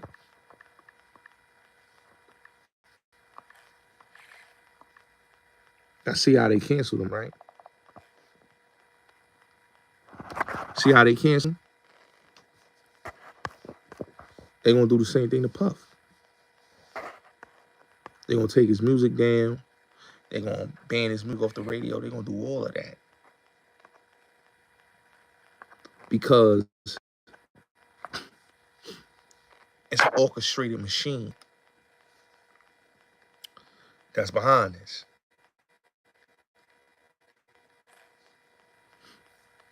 Man was set up. They don't talk about the good shit he did. They talk about the negative bullshit.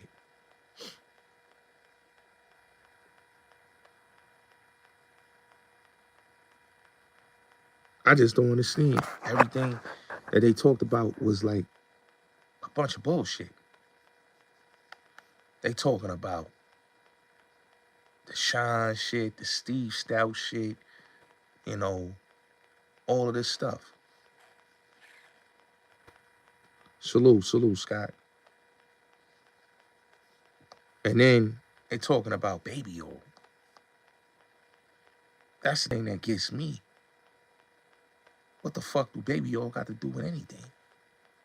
But I tell people, look at the situation, see what it is. Once you see what I've seen, you'll understand that, oh, this shit is just, you know, a bunch of bullshit. Puff didn't do Craig Mack dirty.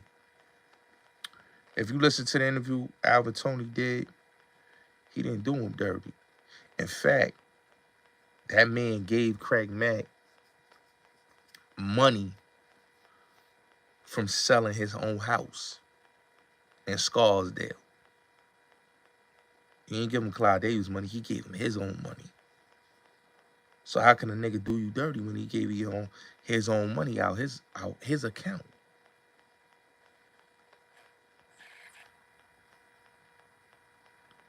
From his house.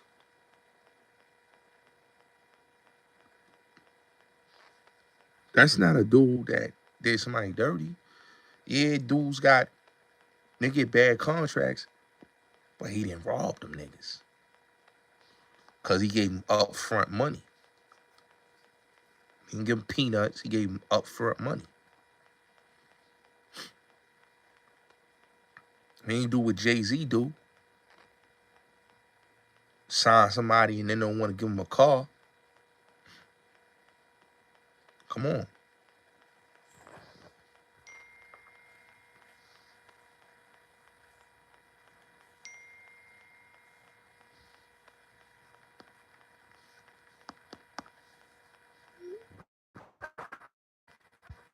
You know?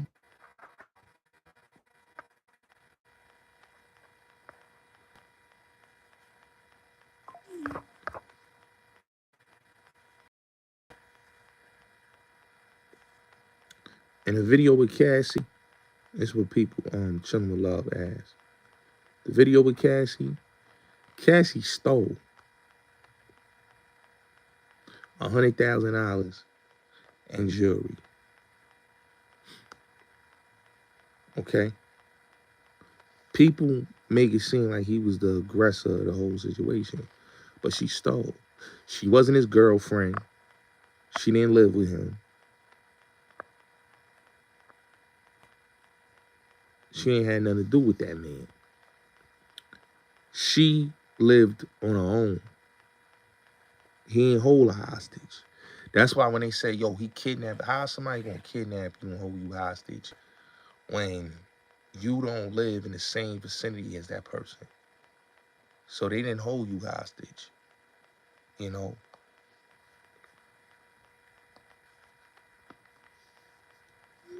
You know? So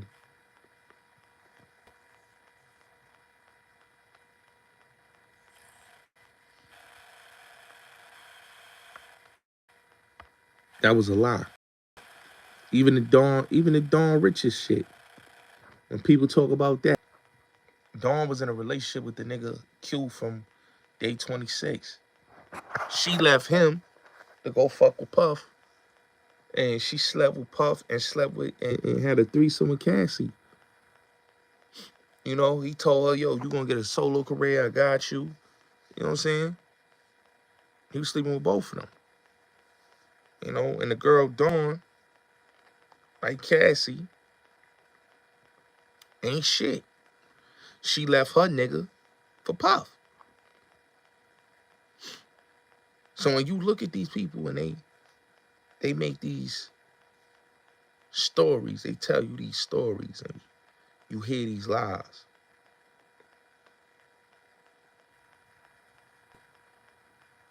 You need to not take what they say for granted.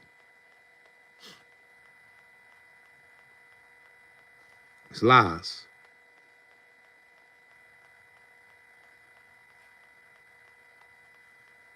It's lies.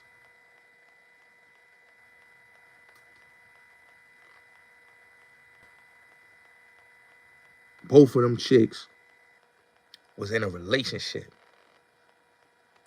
with the nigga. Okay?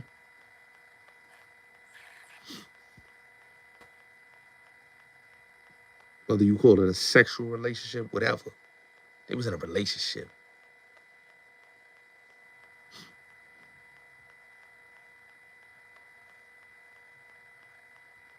All that talking about niggas was sleeping with niggas and all that. Come on, bro. Y'all believe what y'all want to believe, man. People make up lies. When people, that's why, you know, my heart go out to Wendy Williams. But she made a lot of lies about a lot of people. Okay, that's why she got taken off the air on High 97. She did a whole lot of lying. Okay, when she said Tupac got raped and got assaulted in prison, sexually assaulted in prison, that did not happen. But that, you know, people still run with that. You got TV and all these people run with that because that was a nasty lie. And she never apologized to Pac for that nasty, because Pac and her, he used to deal with her.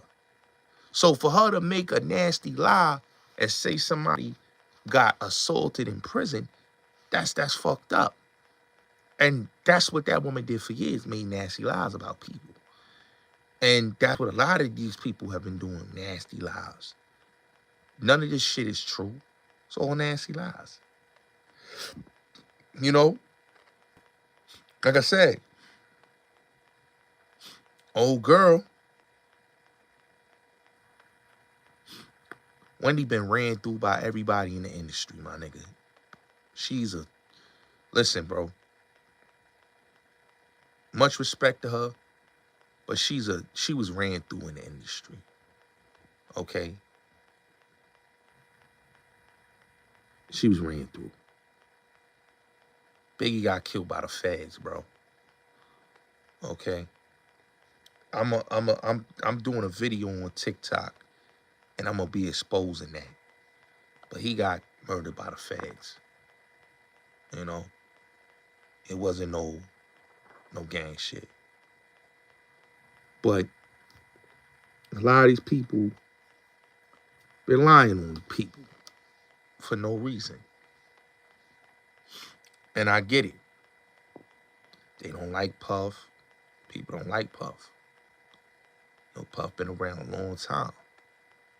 You know, I don't got a hate for Puff. I think Puff is a good man because he helped out a lot of people and got a lot of people jobs and looked out for a lot of brothers and sisters. You know, and people don't know that.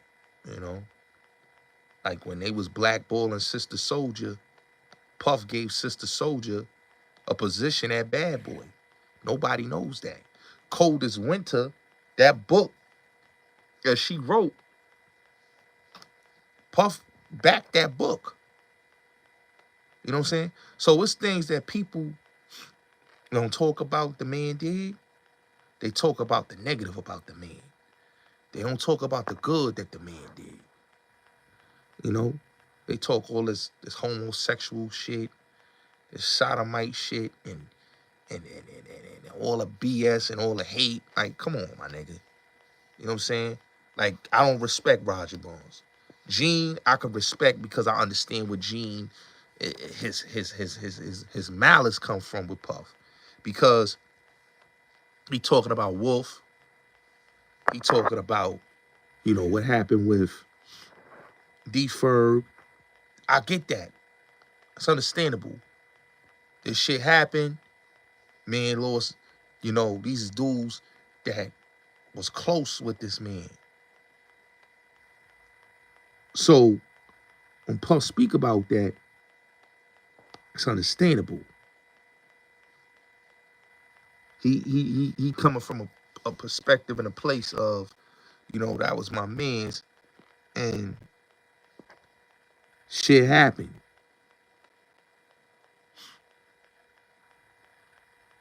But when I see Bonds and I see Mark Curry, and you know, I don't got no beef with salute, chillin', homie, chillin', homie.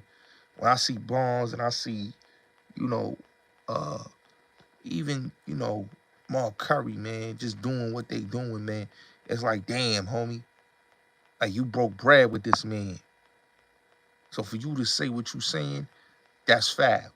Like I said, Gene, you know, was there. The beginning of Bad Boy. You know, it was Paul, it was Gene, it was Big Joe, it was Wolf, you know, it was, you know, Tone. You know, those were like the original. And you don't see Tone saying anything. You know, you don't see Paul saying anything. You don't, I get Gene. But like Gene said, he pissed off the liquor company, was mad about the lawsuit, and that's why they targeting Puff.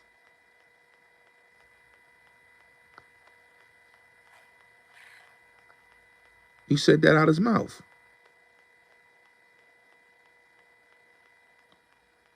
But I think he should have had that conversation with Puff, man. I think he should have had that conversation. You know, I feel like, dogs, you should have had that conversation. And I understand Gene. If he don't want to have a conversation, that's understandable too. But Gene should have had that conversation with him, man. Because that's still your means. It's a dude that you know. You know what I'm saying? Fuck all that party shit. Like, come on, my nigga.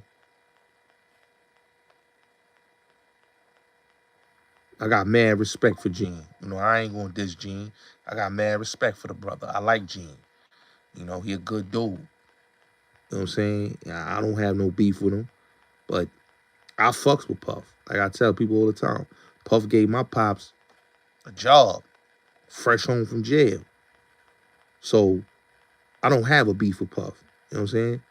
And I still got people that still work, still fuck with Puff and all that. Work for Puff and all that. You know what I'm saying? I know what Puff was doing over there in Revolt. He was pushing some positive energy over there. You know, with shows like Earn Your Leisure, fucking with Shock Bar, 19 Keys. So he was doing a lot of conscious shit over there on Revolt and promoting it. You know? They just don't like dude. A lot of people don't like dude. Everybody else that's coming out there, like the dudes I respect, and I say this again, is the homie Devin Lewis, Gene did. When you talk about Bad Boy, brothers that was with Bad, that was on Bad Boy, worked for Bad Boy, that came online, them is the only dudes I respect. Because they didn't come now out the woodworks and want to speak about Puff. I don't respect that shit. I don't respect that shit. I don't respect niggas speaking about Puff. Like, I don't respect the Jaguar rights. I don't respect none of these other motherfuckers that come out and talk about Puff. They don't like, you know what I'm saying? Because all these motherfuckers talking about Puff, is they getting paid. They getting paid. Gene, you know, he was talking about it when nobody else was talking about it. I understand that. Just like Choke. When Choke talk about Jay-Z, I understand that. Them niggas broke Choke jaw. So he have every right to feel the way he feel about Jay. Nigga break my jaw, I'm gonna say what I gotta say. You know? But everybody else that came out, like the Freddie P's on, nigga, y'all came for a check, nigga. Money got low, career's over. And y'all niggas just want to say anything, you know? And I'm not on the Puff hate train. You know what I'm saying? I can never be on the hate train because Puff ain't did nothing to me. People don't like Puff because, you know, there's reasons why. But you can't hate a man that ain't did nothing to your family, ain't did nothing to you.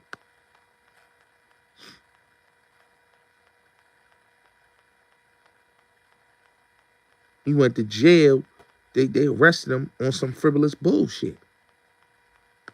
A nigga lied and said he did all that. And look, that nigga lost that 100 million. The nigga in Michigan. Because he lied. Puff ain't touched that nigga. He ain't even know that nigga. But when you in the age of anybody could come on the internet and say anything, what do you expect?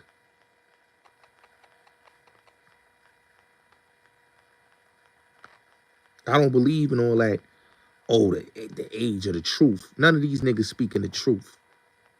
Because if niggas was about the truth, they would be exposing the real motherfuckers. That's the problem. They over here talking about Puff. Y'all talking about Puff. Y'all not talking about the real motherfuckers. Because they scared of them people. You know what I'm saying? They scared of them people with the J word. You know, they scared of them people with the I word. You know, they just scared of them people. They scared of them. They scared of the J word people. You know? They wasn't scared of them, they'll be calling them out. They be calling them out. Puff told them people what she was supposed to. Yo, y'all discriminating. And because he said that, all this shit going on right now. Rkelly said, yo, y'all niggas got my masters and my pub on my biggest record. And what they do? Screwed him over. And lied.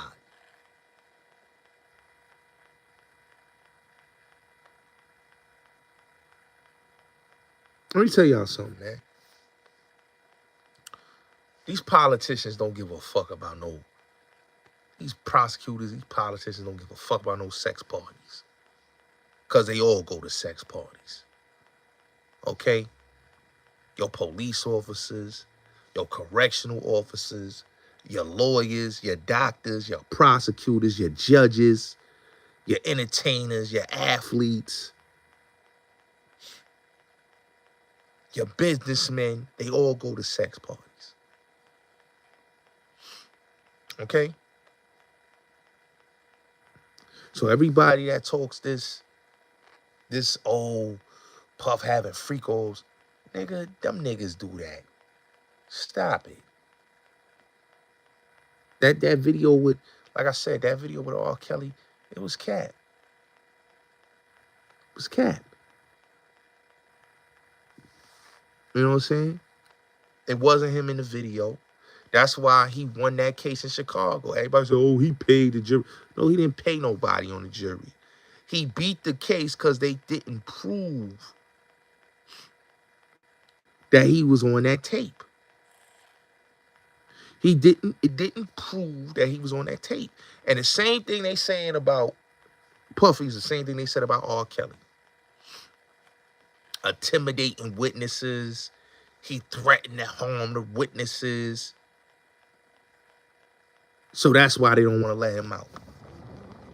Harvey Weinstein, you don't think he intimidate witnesses? Intimidate witnesses? How Harvey Weinstein was out on the street? Huh?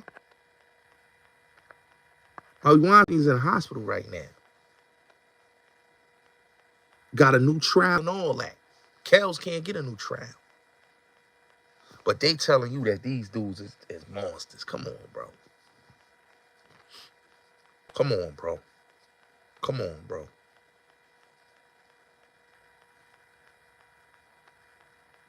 That's why I tell people all the time, I don't believe in what the media say. I don't believe in none of this. It's all an agenda. Smoke and mirrors and deception. People say what they want. I say the truth. Dude is in jail. Same thing like things. Come on, bro.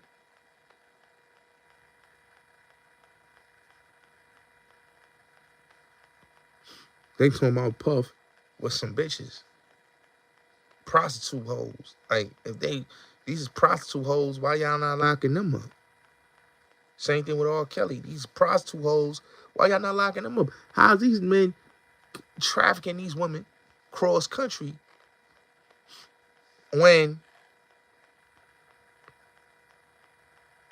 some of these women is free to leave? They got their own spots. Ain't nobody holding these bitches hostage.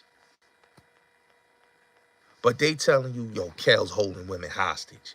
Puffy holding women hostage. They make these dudes sound like they the biggest mobsters out here, bro.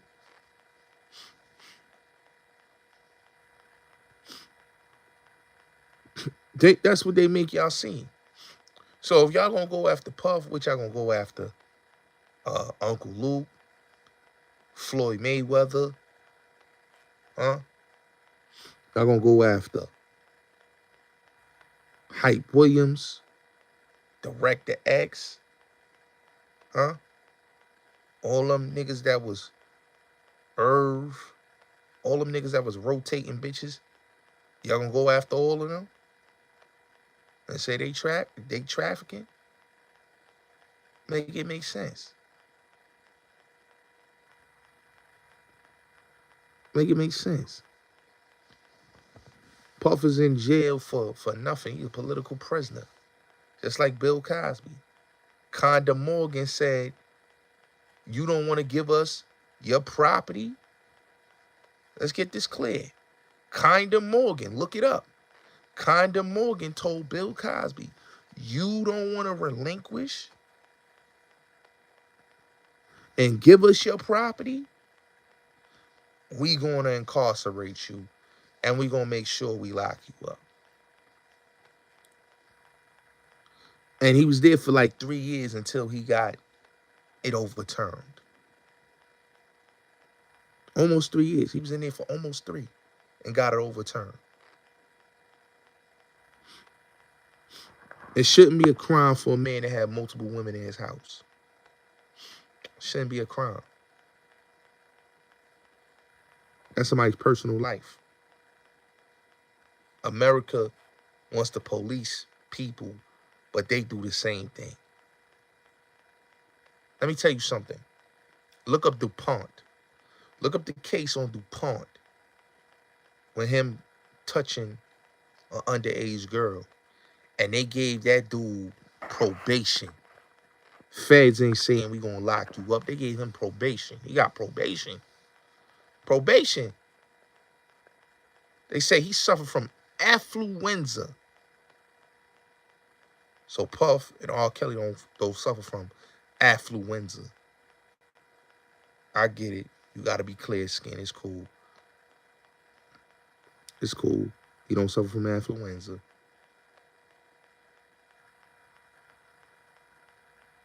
But DuPont suffered from affluenza when they said he touched his daughter. And he was found not guilty. No, he wasn't even found not guilty. He was basically given probation. Well, Suge Knight did an interview with Arsenio Hall, right? And he was exposing the industry.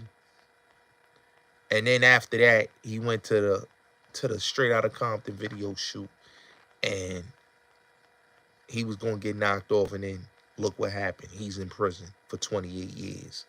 Bill Cosby, he was making a major comeback. He had a show on NBC, and the Peoples came, and they put this sellout, Hannibal Buress, on stage, and boom, Hannibal Buress made this woman come out and then he caught a case. Rkelly, like I said, make it a comeback album. They went after him and did Surviving Rkelly with it. Got praises. Then they lock him up. Michael Jackson had a comeback tour. They knocked him off. And then they made a documentary still trying to push that agenda. Prince was about to do a comeback, knocked him off. Kobe suing Big Pharma, knocked him off. And then, you know, what happened? Gayle King brings up that case in Colorado. So a lot of these things is happening because it's an agenda.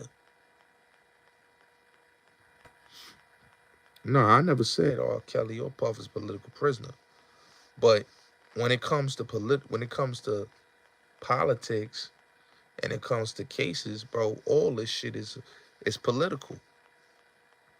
Because you have to realize something, Sean. These people behind the scenes is weaponizing certain people to go after certain people. You know? They don't want black music no more.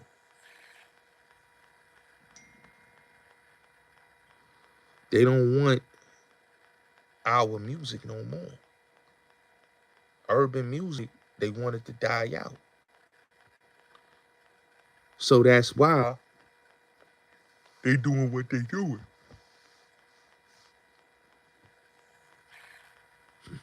You ain't selling your catalog to these people, they gonna lock you up. Lil Wayne sold his catalog, he got his freedom back. Dr. Dre signed over his catalog, he's alive.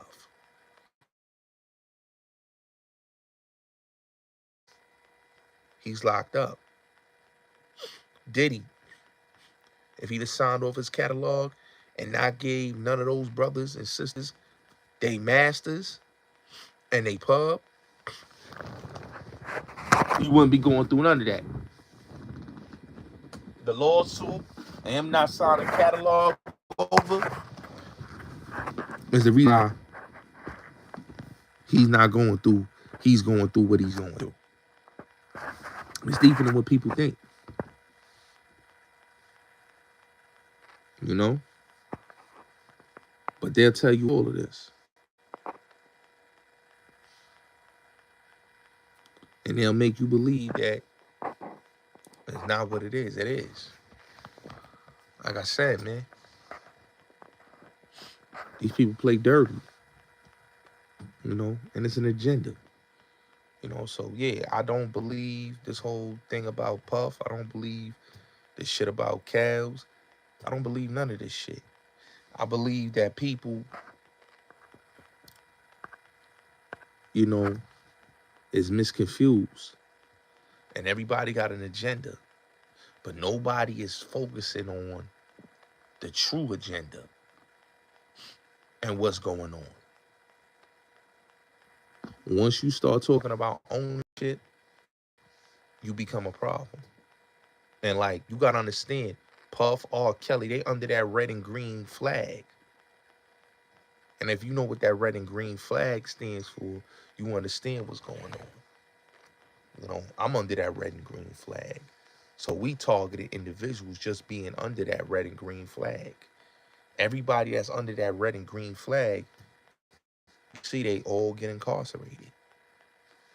Or something happens. You know? Anybody that's under that 7, man, they targeted. Mike, Wesley Snipes, under that red and green flag, he got targeted.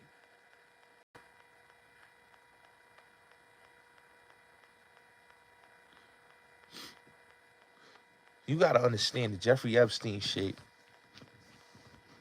that happened because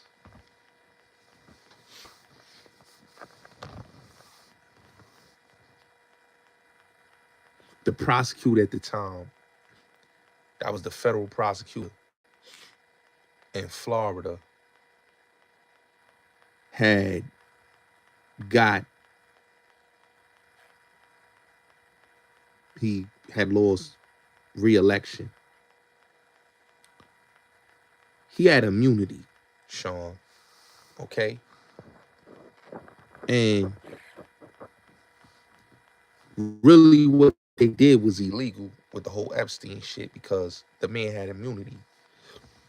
And the reason why they went after Epstein, it's like Harvey Weinstein, Peter Nygard, is to not make it look like black, like the whole Me Too movement is racist towards melanated men.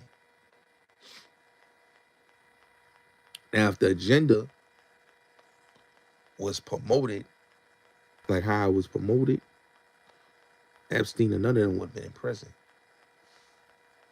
But they did that because they had to throw the people off.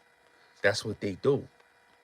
But what people not understand is Epstein was a hit with the Mann Act. Okay? They do support Woody Allen, Sean. They do support Woody Allen. Bill Maher was on there, and many others support Woody Allen, bro. They don't support these people. You know? They support them. They support them. They support them. They want you to believe they don't support them, but they support them. They support them. They continuously support them.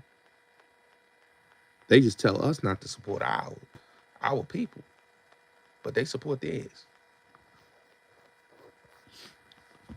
Listen, he can still do movies. People still do Woody Allen movies. People still do Roman Polanski movies.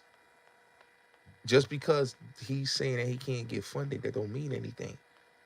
He can still do movies, okay? He can still have the who's who in his movies. Roman Polanski still does movies, and he has never been brought over here. Not once.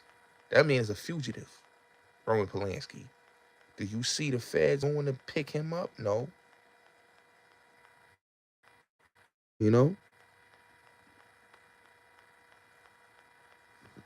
So, Roman Polanski do all his movies in Europe. Same Woody Allen. They don't care about that.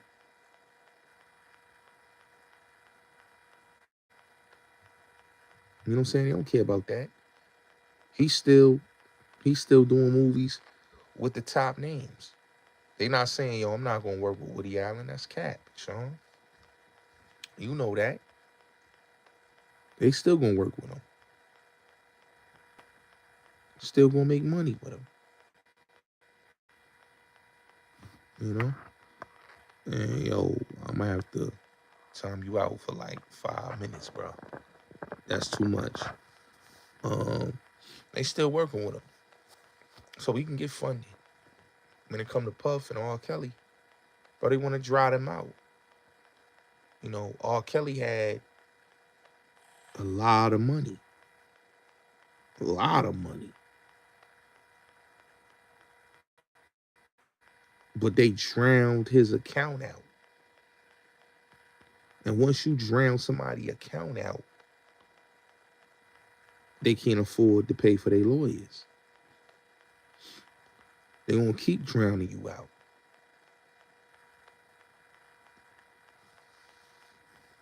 Mm-hmm. When Rkelly got out in Chicago with the $1 million, they took it from him. I read Rkelly's whole case. And they never found no new video of him. No new video. Everything they talked about, the witnesses lied on the stand. A few of them wasn't telling the truth on the stand. And it was the same thing and he had with these women. Threesomes, orgies, all that type of stuff. The girl eating this shit and all that. Like, that's all they was talking about in the paperwork. you know. But with Puff, they gonna drain him out. They gonna they gonna do what they did to R. Kelly. They gonna drain his money out. They gonna drain money out. That wasn't a strong case. I'm telling you, it wasn't. It wasn't a strong case. That's why R. Kelly went for appeal, because the case was weak. The witnesses was inconsistent. It was weak. Just like with the Puff case. Puff and R. Kelly got the same prosecutor. It's the same prosecutor. On Puff case, that is on R. Kelly's case. They got the same prosecutor. So both cases got the same prosecutor. They had a weak case. The only thing different is that Puff just need a stronger lawyer. You know, that's just like with R. Kelly. He needed a stronger lawyer. You know what I'm saying? Because the lawyer, if he not a great mouthpiece, you're going to lose your case. Kells lost his case because he had a weak mouthpiece. But he had witnesses that prove that these people was lying. Same thing with Puff case. He had witnesses to prove that the people was lying. People got to understand this, right? The feds don't care if a person is lying. The feds don't care if the person on the stand is lying or telling the truth. Okay? All they care is they want a conviction. And the Southern District is known for having people to lie on people. For example, the Junior Gotti case. He beat his case because people got on the stand. Curtis Slewa, John A. Light, they lied. The Vincent Orsaro case. People got up on the stand and lied. There's cases where people have gone on the stand and lied. But like I said, if they got the jury that'll side with them, that's what it is. Don't believe that this is what I always tell people. Don't believe that every case the feds have never lost. The feds have lost. Okay? They have lost. Not all their cases they won. They win against us because if we don't go with a sharp mouthpiece, and you have to understand the jury is not of our peers. So they just off of the assumption when they see a black man with money, they look at it as, oh, he guilty. Anytime they look at us, the feds just, the people that's on a jury pool is going to determine that we guilty, straight up. Not knowing that we innocent. But to say that the feds, like, people get this misconstrued, oh, the feds got the highest conviction rate and they don't lose. No, that's not true. The feds have laws, especially Southern District. They have laws. Manhattan District, they have laws. You know what I'm saying? Don't think that just because they got a 98, that they tell you that 98 conviction rate. That's not true. Because the feds have taken losses, especially in the Southern District. They've taken losses before. They have.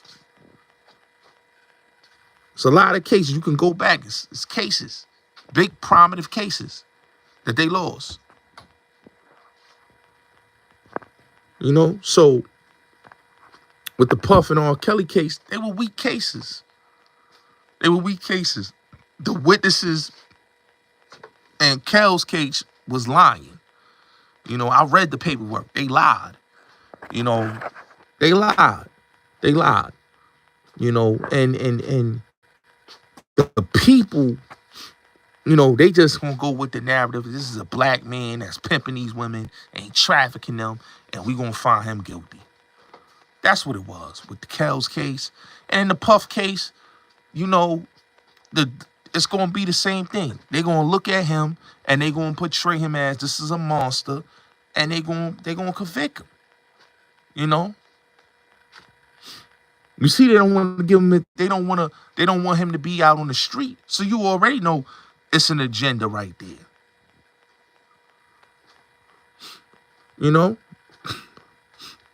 it's an agenda. You know, but like I said, you gotta realize that The feds don't build cases off of the truth. They build cases off of the lies. You know, they get paid to hate. That's the feds' job, is to be haters.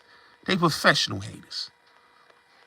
You know what I'm saying? And you look at the who's who that's involved in this case. Come on. Gloria Allred, Lisa Bloom. These are people that are known for clouding the judgment of a case. Okay? Look at perfect example. Look at OJ, right? OJ went to jail for bullshit, right? But they made sure they gave that man 12 years in prison off of lies. He had no guns. He went to get his shit back, right? But it was an agenda to get him locked up. Puff, the same thing. He beat a case. You have to look. When you beat cases, prosecutors hate when they lose to you and your defense team. They hate that. And they gonna make it their duty, whether it's years and years and years, to get a case that's gonna stick on you. They gonna get it. The same thing with Kels. Kels, his team demolished the team in Chicago because they had a weak case on him. And he was found not guilty. Same thing with Puff. Puff and his team, Johnny Cochran and them, they ate that case. And they won in 2000. 2001, actually. They won that case. And he was found not guilty. So they felt a way about him that he beat the case and was found not guilty. You know? So the same thing with OJ, the same thing with Puff, the same thing with Rkelly. When you beat cases, like when people talk about Jay-Z, Jay-Z didn't beat his case. He pled guilty. You get what I'm saying? He pled guilty. So he didn't get a not guilty. Puff, motherfucking Rkelly, these niggas won their case. They got a not guilty. So when you get a not guilty against the prosecutor, oh, them niggas, them fat niggas, they gonna make sure they build something strong against you. So in Kel's case, they was watching him. In Puff case, they was watching him. You know, if you read the paperwork in both dudes' cases, they was watching Kel's. From when he beat his case in 2008, they was watching him. When Puff beat his case, they was still watching him, but they didn't start this case here from 2008 to 2028 to 2018. He been under surveillance. Young Thug cases, his cases, well, his case all over the place. I'm gonna be honest with you. They gonna make sure they get a conviction out of him. You know, they not gonna play with him. They gonna try to get a conviction out of Young Thug. You know. Yeah, you beat a criminal case. The feds don't like niggas that beat criminal cases. Like I said, OJ beat a criminal case. He beat a body. They made sure they got him in Vegas. They made sure they got him in Vegas. They made sure of that. Tupac was beating all his cases. Pac was beating all his cases. And they made sure they got Pac in New York. This is what people don't understand. When you beat cases against the prosecutors, they don't like that. They got to get you back.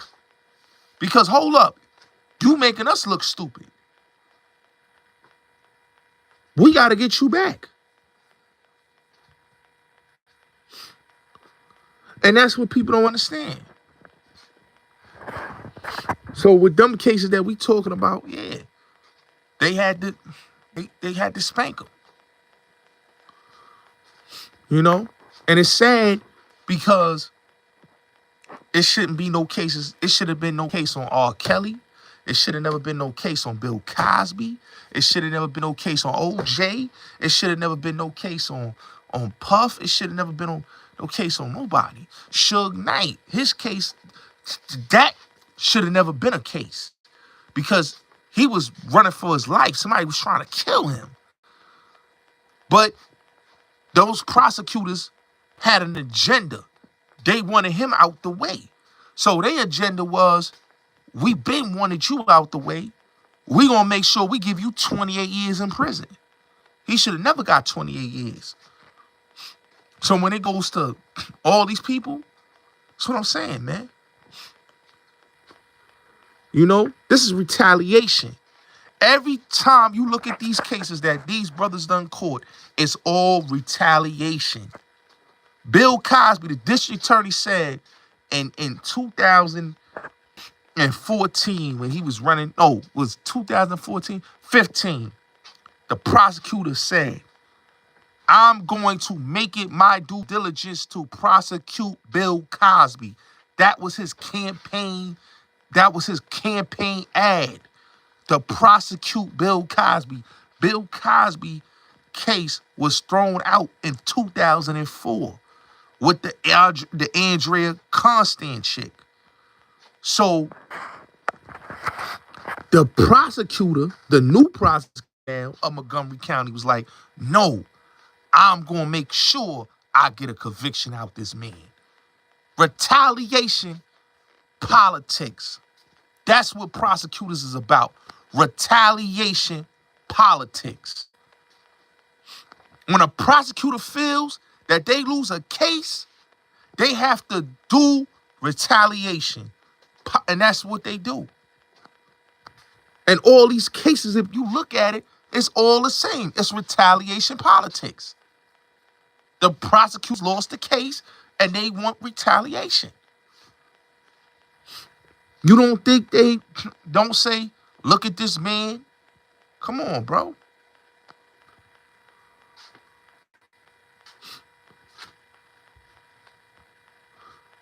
They were justly convicted. I wouldn't say, no, a lot of people not justly convicted. I mean, the Scott Peterson case, listen, I'm not prejudiced to anybody because it can happen to any man. You know, it happened to, God bless the dead, Beretta, Robert Blake. He got lied on for something he didn't do. So I don't look at it like that. Well, Russell got protection, bro. And Russell still comes to the States. So Russell ain't on the run. You got to realize something. Russell, like Jay-Z and Dr. Dre, these motherfuckers is connected to them J people. So they ain't going to go at no Russell. Who he affiliated with is his protection. Okay? And you got to look at the people that's affiliated with certain people, and they got a get out of jail pass free card. Okay? Russell still comes to America. He's not on the run. Don't believe nothing you hear or see. He lives in Bali, but he still comes to New York. He still goes to LA. My people done told me they done seen him out there. Okay? He still be in Miami. He goes everywhere. So this man is not on the run. They didn't want no case on him. Because, like I said, he's affiliated with the J people, like Jay-Z. You gotta remember, he one of them boys. He's the good old, he with that clan. He with that clan. So when you with that team over there, they gonna protect they favorite boy. You know? That's why when people talk about Jay-Z's the black godfather of the industry right now. Come on, my nigga. He got Clarence Avon's spot. He the black godfather. Dr. Dre is the Quincy Jones of hip-hop right now. Yeah. So those dudes is protected. They got to get out of jail free pass. So who they connected with. You know, if you ain't connected with them people, you know what I'm saying? Because people say, oh, yo, Puff was connected to Clive Davis. Puff ain't been connected to Clive Davis since Arista Records. If he was still tapped in, let me say this again. If he was still tapped in with Clive Davis, bro, you would have seen him like Russell. No case on him. He'd have been like Dr. Dre and Jay-Z. He ain't connected to Clive no more. He been not connected to Clive Davis ever since he went to Universal Records. Clive Davis, when he left Arista, he was still on Arista. Clive was at J Records. He didn't go to J Records with Clive Davis.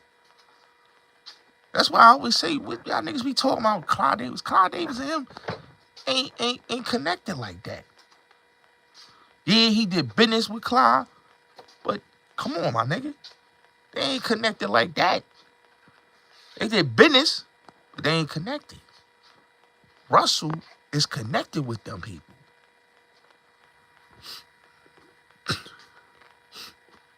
You know what I'm saying? You know what I mean? Puff had Clarence Avon that was like his godfather. You know what I'm saying? But them niggas, them big wig niggas ain't fuck with Puff. They more fuck with Jay-Z because he played for the J team.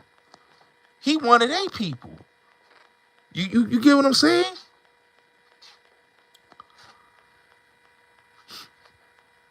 That's what I'm trying to tell people. Like, you gotta look. Jay, look who he fuck with. Steve Stout, he played with the J team. Russell played with the J team. Jay played with the J team. These niggas played with the J team. You know what I'm saying? Yeah, Puff, he get his money. Yeah, he do business with these people. But he ain't doing business with them like how them other niggas doing business. You look at Rock Nation, Jay don't own Rock Nation. Rock Nation is Live Nation own that. You know? And that's what people gotta understand. You talking two different calibers of niggas. You know what I'm saying? Niggas that can mingle with these niggas, but that don't mean you playing with their team. They know who. That's why when niggas be talking about, yo, we're Jay. Jay never gonna go nowhere. Y'all don't listen in the game. He ain't never owned Title, bro. Jack Dorsey, bro. They just brought Jay along, but they used him as a face. See, Jay don't mind being the face of a brand, but there's other motherfuckers that run the brand. Jack Dorsey. These are the dudes he aligned with. He's aligned with these type of dudes. Puff not getting in them type of what lined up with these dudes. Yeah, he knew these dudes. Yeah, it's just like Suge. Suge knew a lot of them dudes, but he was not in line with these dudes. Dr. Dre is aligned with these dudes because he got Jimmy Iovine and Jay-Z got Steve Stout. He's tight with Doug Morris and all these dudes. So they align with these people. You get what I'm saying?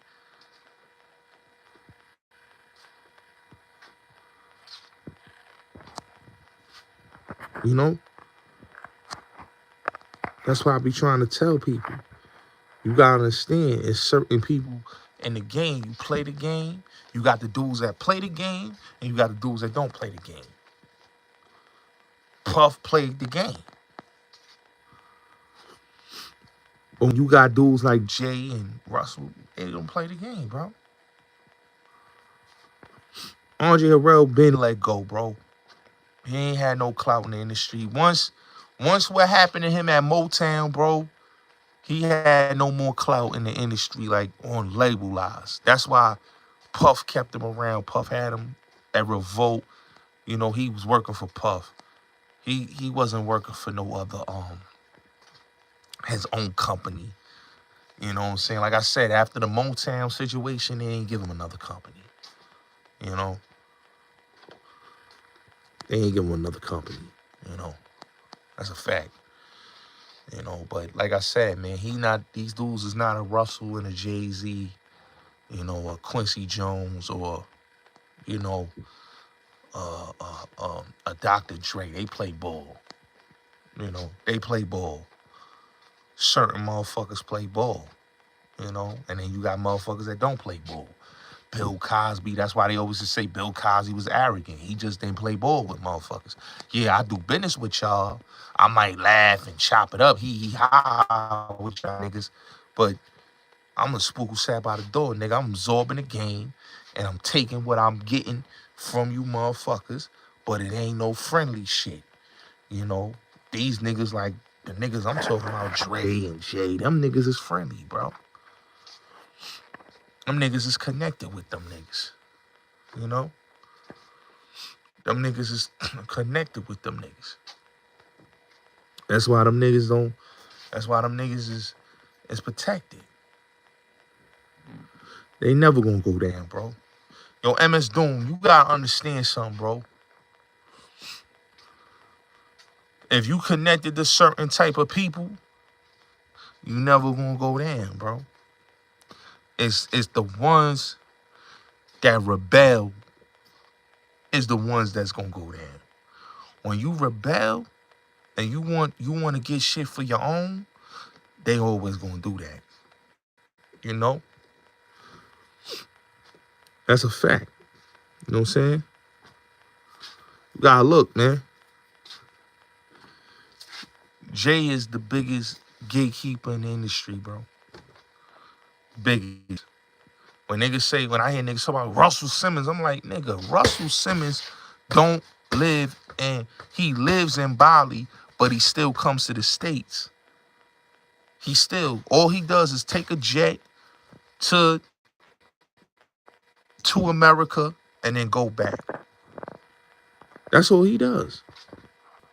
Take a jet, go to his offices in New York, in LA, and then he takes a private jet back to Bali.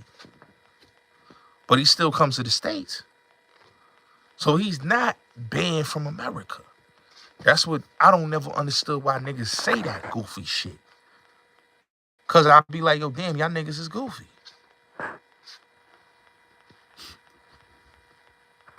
You gotta look, what Puff was doing with Revolt was different.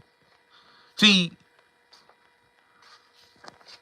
Revolt was a conscious platform and people just ain't peeped that it was a conscious platform. What he was doing on Revolt, you be like, yo, damn, yo, this nigga Puff is a genius. He was. All he did was adapt to game and show niggas, hold up. Yeah, I'm gonna take some of what y'all, but I'm gonna push this. He start talking about black entrepreneurship, black economics. He got brothers like Earn Your Leisure up there, 19 Keys, Shock Bar. Everything he had on the platform was different. Hold on, I'm gonna give y'all the hip hop, but I'm gonna give y'all the conscious niggas on Revolt.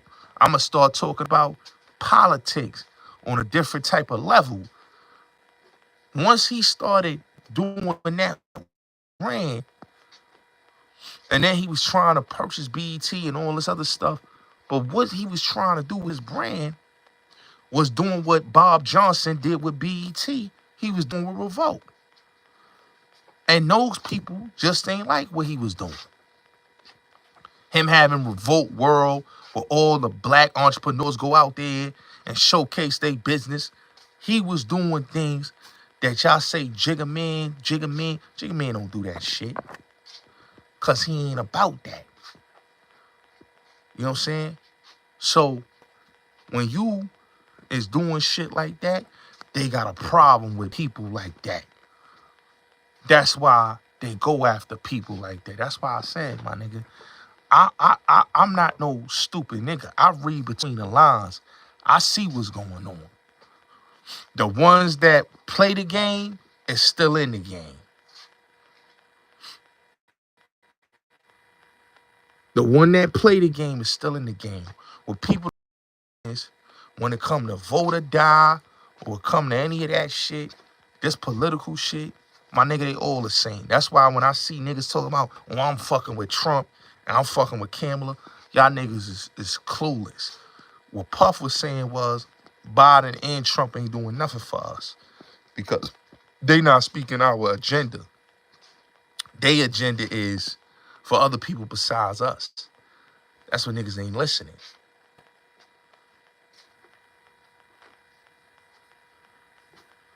You know what I'm saying? So a lot of times when you look at a lot of these motherfuckers and they talk about a Democrat, is like, what people gotta understand, Democrat and Republican is the same. Trump, Kamala, they all the same. He's more extremist and he's more for white supremacists. Kamala is more not for us because her agenda is the same agenda that Trump, but her agenda is on a more liberal agenda. But they all the same. There's no difference. Presidents are selected, not elected. Let me just say this, right? And it's gonna fuck y'all niggas' heads up, right? Puff got locked up during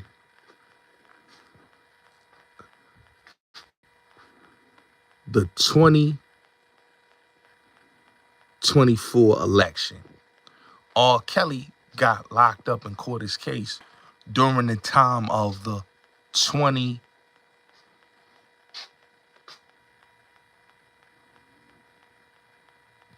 election.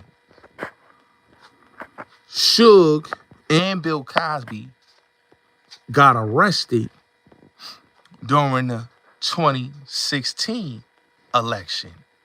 O.J. Simpson caught his case during the 2007 going into the 2008 president election.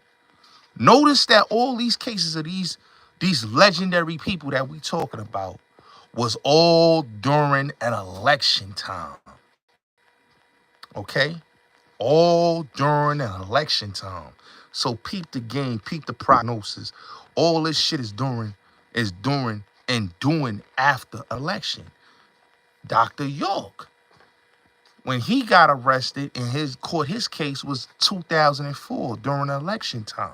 So everything that we talk about, all these cases that we're talking about, they're all going on during elections. There's an agenda going on. Dr. King murdered 68 during the election. Come on, man. Everything is during an election. But nobody peeps that. Nobody understands that or see that. You know, Tupac got killed during the 96 election. Y'all get what I'm saying? You know? So this is why I tell people all the time, it's an agenda. But, you know, people not going to realize that until they see what's really going on. And then they'll understand it's an agenda going on. You know? And that's why I say, at the end of the day, I don't believe none of this shit that's going on. Smoke and mirrors is deception. That's all it is. You know, they don't like when you a black man that, in their opinion, is arrogant.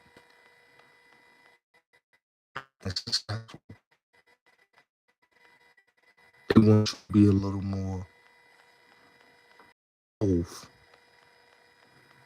They want you to be a little more like a Russell Simmons, like I said, or a Dr. Dre. Reserve and know your lane and your place. This is what it is. But hey, it is what it is. And talk with y'all, chop it up. Part 2 of the Benzino interview will be dropping at Matic. So please support me on Rapmatic. I might drop some on y'all, some audio. some Clubhouse content. But yeah, go support the movement on Rapmatic right now. We doing something that's dope. And it is what it is. Kendrick. Well, Kendrick is setting up Drake for a case. Yeah, look. They got to get rid of the niggas from the 90s. Like, look. Let's look at it like this, right? Bill Cosby and OJ was the old guard of the 70s, right? So they had to lock them up. The old guard of the 80s, Mike Prince, is dead. The old guard of the 90s is locked up right now. Suge Knight, Rkelly, Puffy, all three of them in prison. Now it's time for the old guard of the 2000s. Trey Songz, Chris Brown, Drake. Now you see they keep bringing up Trey Songz' name, right? Just watch. You see they keep bringing up Chris Brown name. Just watch.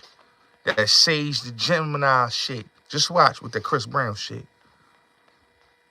You see what Kendrick is doing. It's an agenda.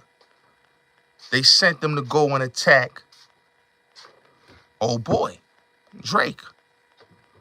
So just don't be surprised if they don't build something on Kendrick, on Chris Brown, Trey Songz, and Drake. Because like I told you, the old guard of the 90s, that class of 92, Suge, Puff, Rkelly, they got them locked up. The old guard of the 80s, they not here no more. You know who that is. You know, Prince, Michael. The old guard of the 70s, Bill Cosby, O.J. Simpson, O.J. deceased. Bill Cosby's in the cut, but jail did a number on him. Same thing with O.J. But CB, Trey Songz, Drake, yeah, they next on the docket, man. Don't be surprised. Don't be surprised. Don't be surprised. You know what I'm saying? It's an agenda going on. These shits is not accidents what they doing. They know what they doing. You know? You saw Eminem did what he did to Puff, right? You see what Kendrick did to Drake, right? Don't be surprised. See, one thing about me on my platform, I speak the truth. I see through all of this shit. So I know what's going on. These other niggas ain't gonna tell you this because they so clouded and they still in the matrix. When you out of the matrix, you understand what's going on. Tory Lanez was set up. His father was right. Who set him up? And set him up is the same people that set up Rkelly and set up motherfucking Puffy. Same people his father was screaming out. Okay? Suge got set up by the same people that set up Pac and Big. So, you know what it is. You know, it's deeper than rap. It's deeper than what a lot of people think it is. But hey, it is what it is. Salute to everybody. Y'all have a blessed morning, night. I'm going to holler at y'all. I'll probably drop some content. Y'all already know what it is. Be on the checkout. You know, be on the checkout for the next interview that the part 2 of the Benzino interview on Rapmatic. If y'all haven't seen the Benzino interview on Rapmatic, go check it out. We at almost 90,000 views. We going viral. You seen what we did with Sub-Zero. You seen what we did with Keith Murray. You seen what we did with Product. You seen what we did with Lil Jamal. Now you going to see what we do with Benzino. That's going viral right now. Go check it out. Rapmatic, Benzino, Bullets Gotti. It's dope. Hey, I'm going to tell you what the reason is, man. They don't like When you trying to get your independence, they don't want you to get that. People better wake up, man. Realize that. Salute to everybody that just popped in. Yeah,